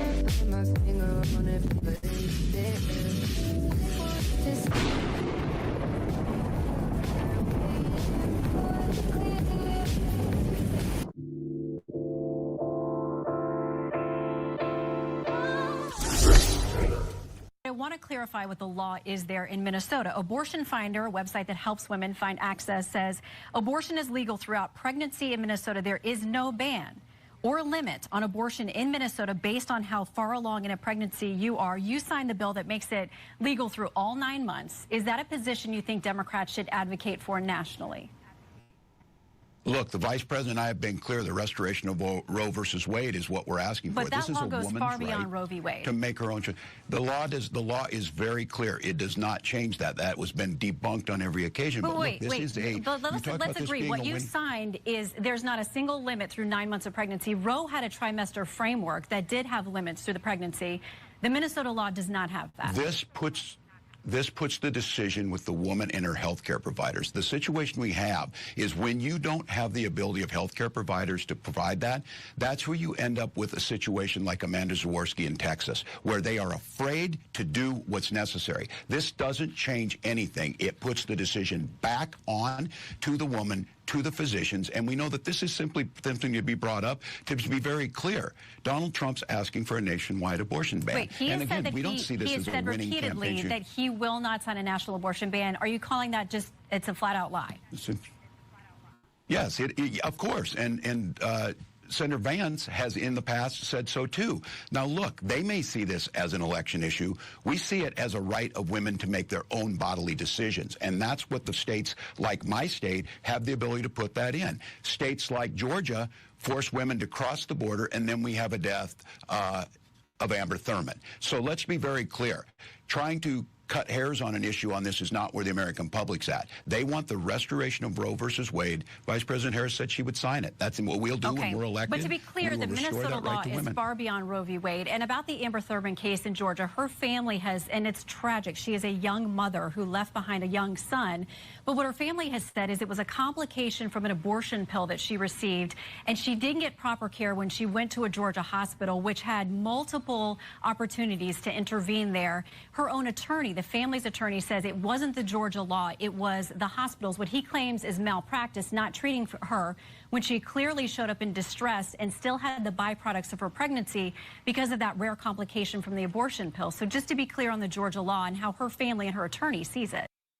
Oh my God.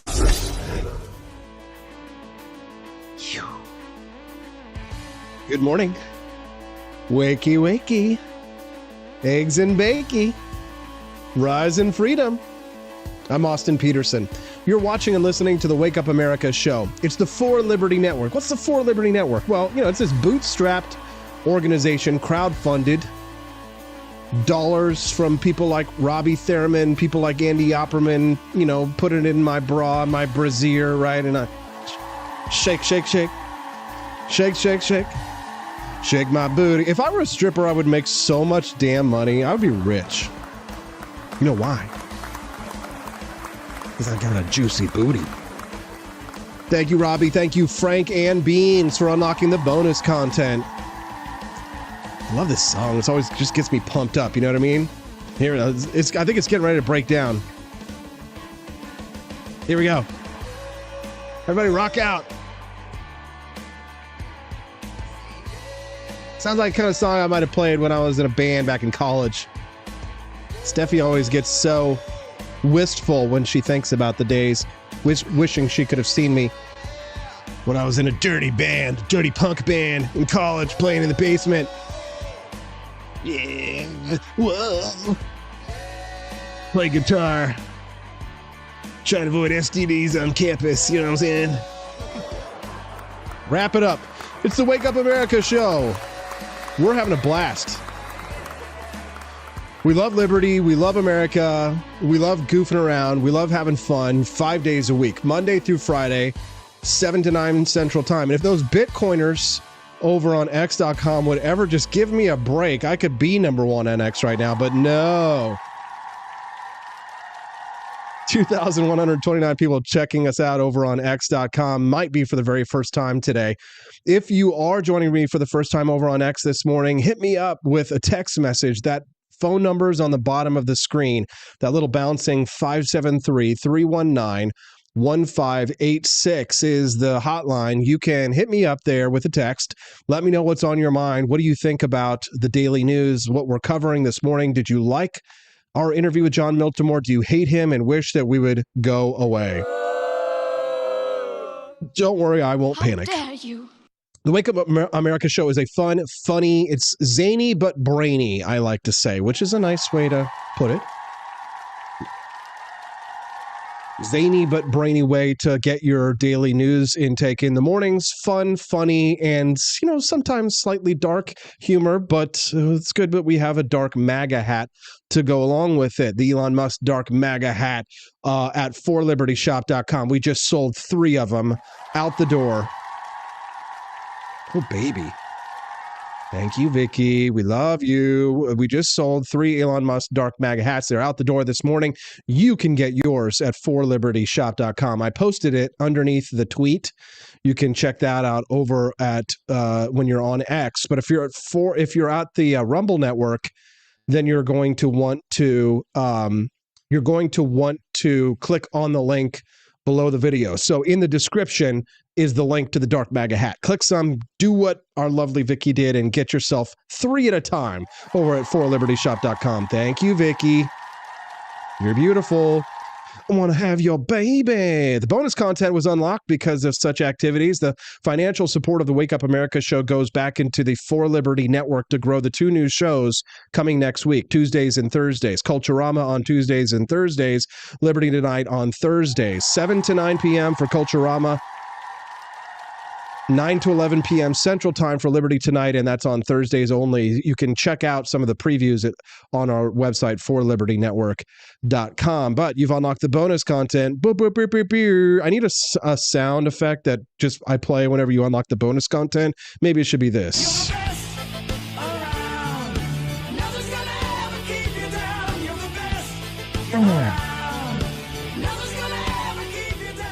You're the best. The bonus content is here. It's queer. It's coming for your children. Just kidding. Just kidding. Hey, P, watch your mouth. Here comes that bonus content. Today's Wake Up America show bonus content. The bonus content program is an integral part of the For Liberty Network's growth plan. As shows mount, costs mount. And so your financial contribution helps defray the increasing costs of a burgeoning libertarian media network. Today's show considers the life of Anthony Fauci, the man who thought he was science. Anthony Fauci's memoir, On Call, attempts to highlight his achievements, but glosses over significant controversies during his career, particularly during the COVID-19 pandemic. His legacy is marked by both his undeniable dedication to public health and the contentious policies he endorsed. As a striking figure in the battle against HIV/AIDS, Fauci demonstrated compassion and determination, notably pushing for government support when the disease's impact extended beyond the gay community. His empathy towards AIDS patients was palpable, even as his early statements caused public panic. Fauci successfully garnered political and public support for AIDS research, channeling resources effectively. His alliances with activists helped secure funding, although his approach towards scientific critics could be ruthless and damaging to reputations. Despite his successes in AIDS treatment advances, Fauci's reluctance to test community-driven treatment ideas drew criticism.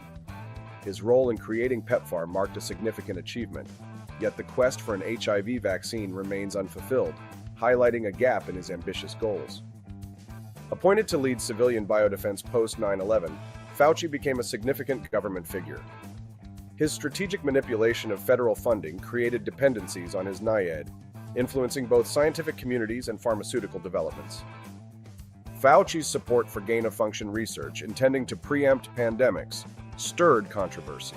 He underestimated potential risks, including accidental pathogen release, and played a crucial role in resuming such research despite its inherent dangers. His memoir skims over the critical issues around gain-of-function experiments, particularly amidst the COVID-19 origins debate. Fauci's role in funding potentially risky research is a glaring omission in his narrative, especially given its relevance to the pandemic. The debate over COVID-19's origins remains unsettled, with Fauci facing criticism for dismissing lab leak theories. His approach to dissenting voices in the scientific community echoes his past tactics, casting doubt on his willingness to foster open scientific dialogue. Fauci's defensive stance against accusations of NIH involvement in COVID origins underscores a pattern of evading accountability. His memoir paints a picture of victimhood rather than addressing legitimate concerns about research oversight. While Fauci claims no responsibility for COVID's origins, his swift embrace of PEPFAR success raises questions about selective acknowledgement of outcomes. The pandemic's impact, including lockdowns he supported, has left a lasting negative legacy. The American COVID response, marred by significant death tolls and societal disruptions, reflects a failure in public health policy. Fauci's role in shaping these policies has been heavily scrutinized, with many questioning the effectiveness and ethics of his recommendations. School closures and coercive vaccination policies endorsed by Fauci have had detrimental effects on children and public trust. These decisions, rooted in flawed assumptions about viral transmission, contributed to widespread societal and educational setbacks.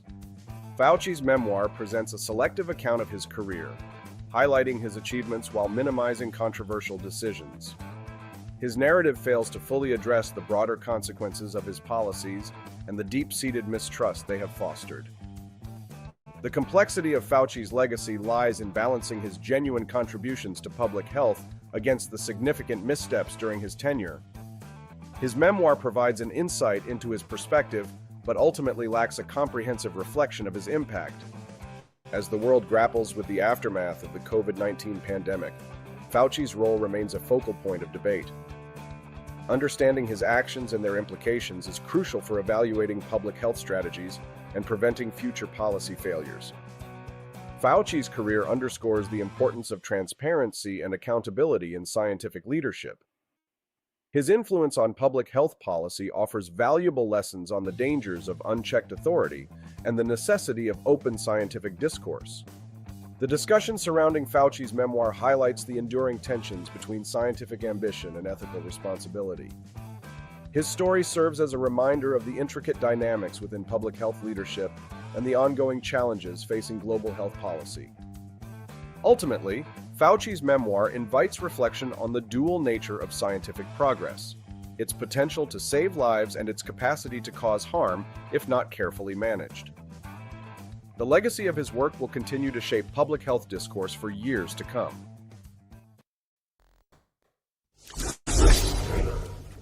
And to all Americans, whether you are Republican, Democrat, Independent, Conservative, or Liberal, or you have no label whatsoever, it makes no difference. Our movement, it belongs to you. It belongs to our country. It belongs to our country. And together, in just 1 month, we are going to usher in a new golden age of American security, prosperity, sovereignty, and freedom for our citizens of every race, religion, color, and creed. And to all Americans, whether... Love to see it. Thank you, Joni Rankin. She loved the bonus content. Glad you're here, Joni. I just love that we became friends through all this and that we're both Missourians. The Wake Up America show is filmed, taped, recorded, streamed. There you go. Streamed live every 5, Monday through Friday, 7 to 9 a.m. Central Time. And we're streaming this live from Jefferson City, Missouri, the greatest state in all 50. I'll be deep in the cold, cold ground before I ever recognize Missouri. I know you guys are sending me the Simpsons meme with Grandpa Simpson. Don't send me that meme. Missouri's the best. I was actually reading a funny story about a guy who moved from Texas to Missouri, talking about how much better it was here. More affordable, better cost of living, safer, better schools. Lots of good reasons to live in Missouri, but you know what? I'll just say it. Joni Rankin's one of them. Camellia Peterson, me.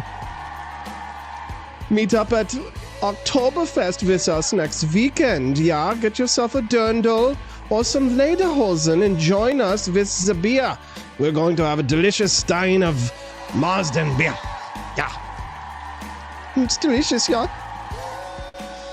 Missouri's a beautiful state. People don't even know we have wine country here. When I talk about Missouri, it's kind of like, yeah, there's lakes and rivers and blue springs and caves and just the most beautiful natural wonders you can see, you'd ever imagine.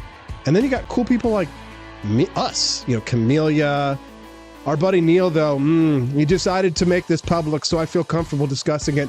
But he posted a picture on Instagram of him and his lady friend, and I'm hoping I get to meet her. Neil, if you're listening later on Rumble, and I know you do because you're the guy who watches this on the big screen TV on Rumble and told me to get on Rumble. Thank you very much to Neil Struheric. Good tip, Neil. Big time supporter during my Senate campaign as well. Looking forward to seeing Neil at Oktoberfest in Hermit next weekend. It's going to be lovely. L-Dubs, my boy Latrell, says Florida is great. Happy to be born and raised a Floridian. I got nothing to say bad about Florida. I love Florida. I wish I had a house in Florida. Dumbest mistake. One of my biggest, dumbest mistakes ever was not buying a house in Florida after the 2008 financial crisis. But I was broke, bitch, yo. You know what I'm saying? I didn't have any money. I didn't have money in 2008. Amy J.E.'s reminds us that she lives in Missouri, saying, I love our state. I do too, Amy, and I'm so glad and thankful that you and I have become acquaintances now, and you have become a big supporter of me, my family, and the For Liberty Network. She's a big supporter. Thank you, Amy. Missourians band together in crisis. Good Americans, true Americans band together in crisis. These FEMA pricks aren't true Americans. They hate us. They hate true Americans. They would stand in our way to prevent us from plugging in our life support so that they could charge their cell phones. I think Senator John Kennedy once said that. It's like, these are people in Washington, D.C. They would unplug your life support machine to plug in charge their cell phones. How can people like that ever be trusted to do disaster response or to take care of one another? They don't, they're othered from us. They are not of us. They are not Americans like you and I are Americans who, when we have something that we want to accomplish, we band together with other Americans and we accomplish it. We don't try and get in the way of people who are trying to offer assistance. I mean, the government has become like the villains of an Ayn Rand novel. They're stopping us from actually stepping in and providing support. That's bullshit, and you know it. It's time for FEMA to be abolished. Oh, are you watching the Wake Up America show for the first time? You didn't know that I bring the fire? This is fueled by the For Liberty Shop delicious Founding Flavors coffee. That's how I get all of this energy. When I hear Donald Trump saying things like, to all Americans, whether you are Republican, Democrat, Independent, Conservative, or Liberal, or have no label at all, our movement belongs to you. And together in just 1 month, we are going to usher in a new golden age of American security, prosperity, sovereignty, and freedom for citizens of every race, religion, color, and creed. That's the man I want to be my president in the United States. That's my president. Donald Trump for the next president of the United States, because he cares about our security. He cares about our prosperity. He cares about people like you and I, people like me and my wife who are trying to find a way to afford a used vehicle. We now are like, well, we can't afford a vehicle that's under 100,000 miles to carry our child in, so we've got to try and find one that's somewhere between 100,000 miles and 200,000 miles if we can afford it. And what can we afford? Oh, maybe about $8,000. Well, that's going to get you something over 100,000 miles. Yikes. Oh, Austin, by the way, you poor. You poor bitch. Can you bless me with something? Oh, gosh. Money-wise. Please. Can you suck it? Amy's reminding us about Pumpkin Fest. You talking about the Hartsburg Pumpkin Festival? Which, if so, then Amy, we should meet you there at the Hartsburg Pumpkin Festival this year, and you get to meet baby Hazel. Little baby Hazel. She's such a cutie. These shows go by too fast. You're gonna get so much fun content. Your week is gonna be full of fun because next week the Wake Up America show launches the For Liberty Network, and then all of a sudden, For Liberty Network is above the Wake Up America show. So here's the hierarchy. It's me, my wife, the baby, Angelo, ForLibertyNetwork.com, and the ForLibertyNetwork.com, and underneath it, ForLibertyShop.com, And then underneath it, all of our social media properties. And then there's like the Cantina Crew, there's Rumble, all these things. This huge organization. I spent all weekend using ChatGPT to act as my virtual CEO as I sat down for hours at the computer and we watched Unbreakable because Stephanie had never seen the M. Night Shyamalan movie starring Samuel L. Jackson and Bruce Willis. Great film if you've never seen it. She enjoyed it. When I put together the org chart and the master plan to take the For Liberty Network to the next level. It involves our merchandise shop, forlibertyshop.com. I'm coming at you with the clever products, delicious coffee branded for ourselves, creating jobs, creating opportunities for Missourians. And I will help more Missourians. I've hired one now. I'm making more Missourians. More Missourians to come, doing what I can to grow my community. I'm teaching karate on Wednesday nights at JC Parks and Rec at 6:30 p.m. Central Time. Sign up, bring kids. It's a lot of fun. Give back to your community. Let's do a little bit of fight, fight, fight. Teach each other how to defend ourselves. But of course, sometimes what you really need is a little gun fu. The Wake Up America show is a labor of love for my country, love for liberty, love for these principles of liberty. The ideals that I stand on, the American Republic. I love the founding fathers. I love limited government, not big government. And I love my wife and I love my daughter and I love the community that we've really built here. It's a fantastic thing to be a part of. I was talking about what would be on my gravestone over the weekend with my wife. If I were on a grave, I'd rather be cremated, but you know, she's going to be buried. And so I'll have a little stone with her perhaps. What will they say about Austin Peterson? If you could write my eulogy, what would you put on my grave? What would he be known for? And I think number one, of course, good father, good husband, good friend. She reminded me, a good friend. I try and be a good friend. And many of you are my friends. Robbie Thurman, Camellia Peterson, my wife Stephanie, she is my best friend. So some of you I do know personally. Maybe you'll come out and meet us in Herman next Sunday for Oktoberfest. Love to see you there. Let's get up close and let's get personal. Remember, it's not just a digital world that we're in. We're connecting, we're networking. This is a community of people who are real people, and let's all come together and meet. Maybe the Hartsburg Pumpkin Festival. Amy, let's hang out there. We'll get on the back of the out in the field. We'll get out and get on the tractor and we'll ride the tractor up there together. See you guys here tomorrow, 7 a.m. Central. Don't miss it. The Wake Up America show on the For Liberty Network. Oh, exit to the Grift Shop.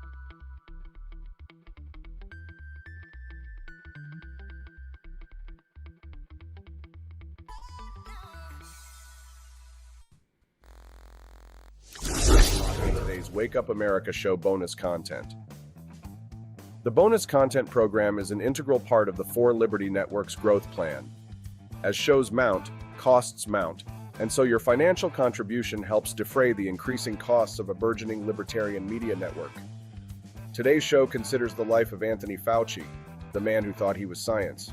Anthony Fauci's memoir On Call attempts to highlight his achievements, but glosses over significant controversies during his career, particularly during the COVID-19 pandemic. His legacy is marked by both his undeniable dedication to public health and the contentious policies he endorsed. As a striking figure in the battle against HIV/AIDS, Fauci demonstrated compassion and determination, notably pushing for government support when the disease's impact extended beyond the gay community. His empathy towards AIDS patients was palpable, even as his early statements caused public panic. Fauci successfully garnered political and public support for AIDS research, channeling resources effectively. His alliances with activists helped secure funding, although his approach toward scientific critics could be ruthless and damaging to reputations. Despite his successes in AIDS treatment advances, Fauci's reluctance to test community-driven treatment ideas drew criticism. His role in creating PEPFAR marked a significant achievement, yet the quest for an HIV vaccine remains unfulfilled, highlighting a gap in his ambitious goals. Appointed to lead civilian biodefense post 9/11, Fauci became a significant government figure.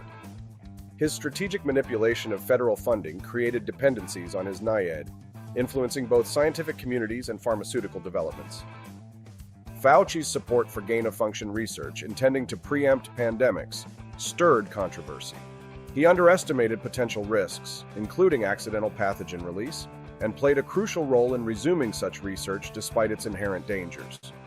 His memoir skims over the critical issues around gain-of-function experiments, particularly amidst the COVID-19 origins debate. Fauci's role in funding potentially risky research is a glaring omission in his narrative, especially given its relevance to the pandemic. The debate over COVID-19's origins remains unsettled, with Fauci facing criticism for dismissing lab leak theories. His approach to dissenting voices in the scientific community echoes his past tactics, casting doubt on his willingness to foster open scientific dialogue.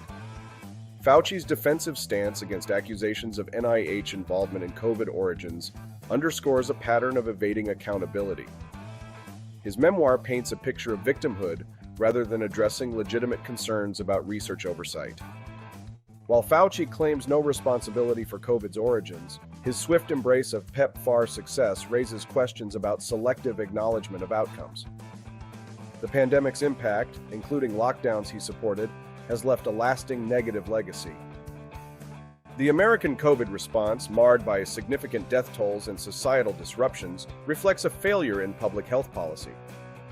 Fauci's role in shaping these policies has been heavily scrutinized, with many questioning the effectiveness and ethics of his recommendations. School closures and coercive vaccination policies endorsed by Fauci have had detrimental effects on children and public trust. These decisions, rooted in flawed assumptions about viral transmission, contributed to widespread societal and educational setbacks. Fauci's memoir presents a selective account of his career, highlighting his achievements while minimizing controversial decisions. His narrative fails to fully address the broader consequences of his policies and the deep-seated mistrust they have fostered. The complexity of Fauci's legacy lies in balancing his genuine contributions to public health against the significant missteps during his tenure. His memoir provides an insight into his perspective, but ultimately lacks a comprehensive reflection of his impact. As the world grapples with the aftermath of the COVID-19 pandemic, Fauci's role remains a focal point of debate. Understanding his actions and their implications is crucial for evaluating public health strategies and preventing future policy failures. Fauci's career underscores the importance of transparency and accountability in scientific leadership. His influence on public health policy offers valuable lessons on the dangers of unchecked authority and the necessity of open scientific discourse. The discussion surrounding Fauci's memoir highlights the enduring tensions between scientific ambition and ethical responsibility. His story serves as a reminder of the intricate dynamics within public health leadership and the ongoing challenges facing global health policy. Ultimately, Fauci's memoir invites reflection on the dual nature of scientific progress, its potential to save lives and its capacity to cause harm if not carefully managed. The legacy of his work will continue to shape public health discourse for years to come. We started this journey together, bringing you the Wake Up America show every morning. I couldn't have done it without my incredible wife, Steffi, who's always by my side, and now our beautiful baby, Hazel, who's already getting used to studio life, waiting patiently during Freedom Family Fridays. But what truly makes this show special is you. Your donations, your purchases from forlibertyshop.com. You're not just supporters, you're family. Together we've built something amazing, and we're just getting started. Thank you for being a part of our family. Here's to many more years of Wake Up America. I'm Donald Trump, and I approve this message. Believe me, Austin Peterson is the best. He's got the greatest Wake Up America show I've ever seen.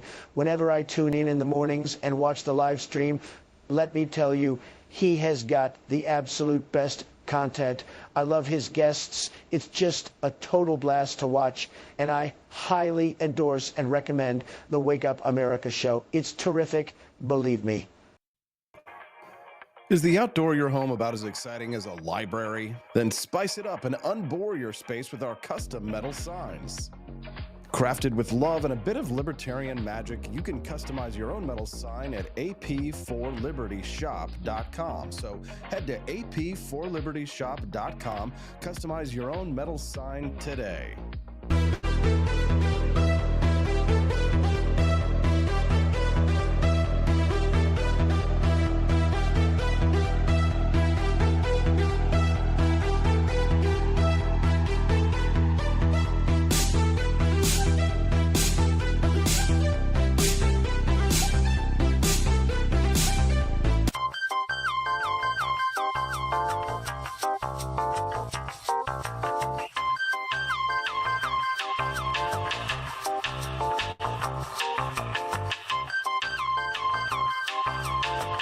Welcome to a world of vocal discovery at Peterson Voice Studio. I'm Justin Peterson, here to guide your musical journey. Envision a place where your voice reaches new heights, where every note tells a story. We embrace all singers, from the enthusiastic shower vocalists to aspiring stars, ensuring each voice finds its unique rhythm and tone. Are you ready to elevate your voice? Visit petersonvoicestudio.com and sign up for remote lessons tailored just for you. Let's begin this melodious journey together. Tired of spending your hard-earned money on woke corporations that don't share your pro-freedom values? Fed up with sipping liberal lattes and progressive cappuccinos? Introducing Founding Flavors from AP for Liberty Shop. Get your day started with Washington's Revolutionary Roast. As robust and principled as the man himself, this blend is the shot of energy heard round the world. Or maybe you want to taste the fervor of freedom with Adams's Patriotic Perk. It's as dynamic and balanced as the U.S. Constitution, sure to awaken your spirit of liberty. For the aficionados, we've got the Jeffersonian Java, a complex mix of flavors that speaks volumes about your refined tastes. And don't forget Betsy's Liberty Lullaby, our decaf option, crafted with the same care and dedication Betsy Ross put into our Star-Spangled Banner. This blend lets you enjoy the taste of freedom anytime without losing sleep. No woke beans here, folks. Just pure, patriotic, pro-freedom flavors brewed with love for liberty. So why compromise your principles for a cup of coffee? Stand up for your values, perk up your patriotism, and start your day the American way. Get your Founding Flavors at apforlibertyshop.com.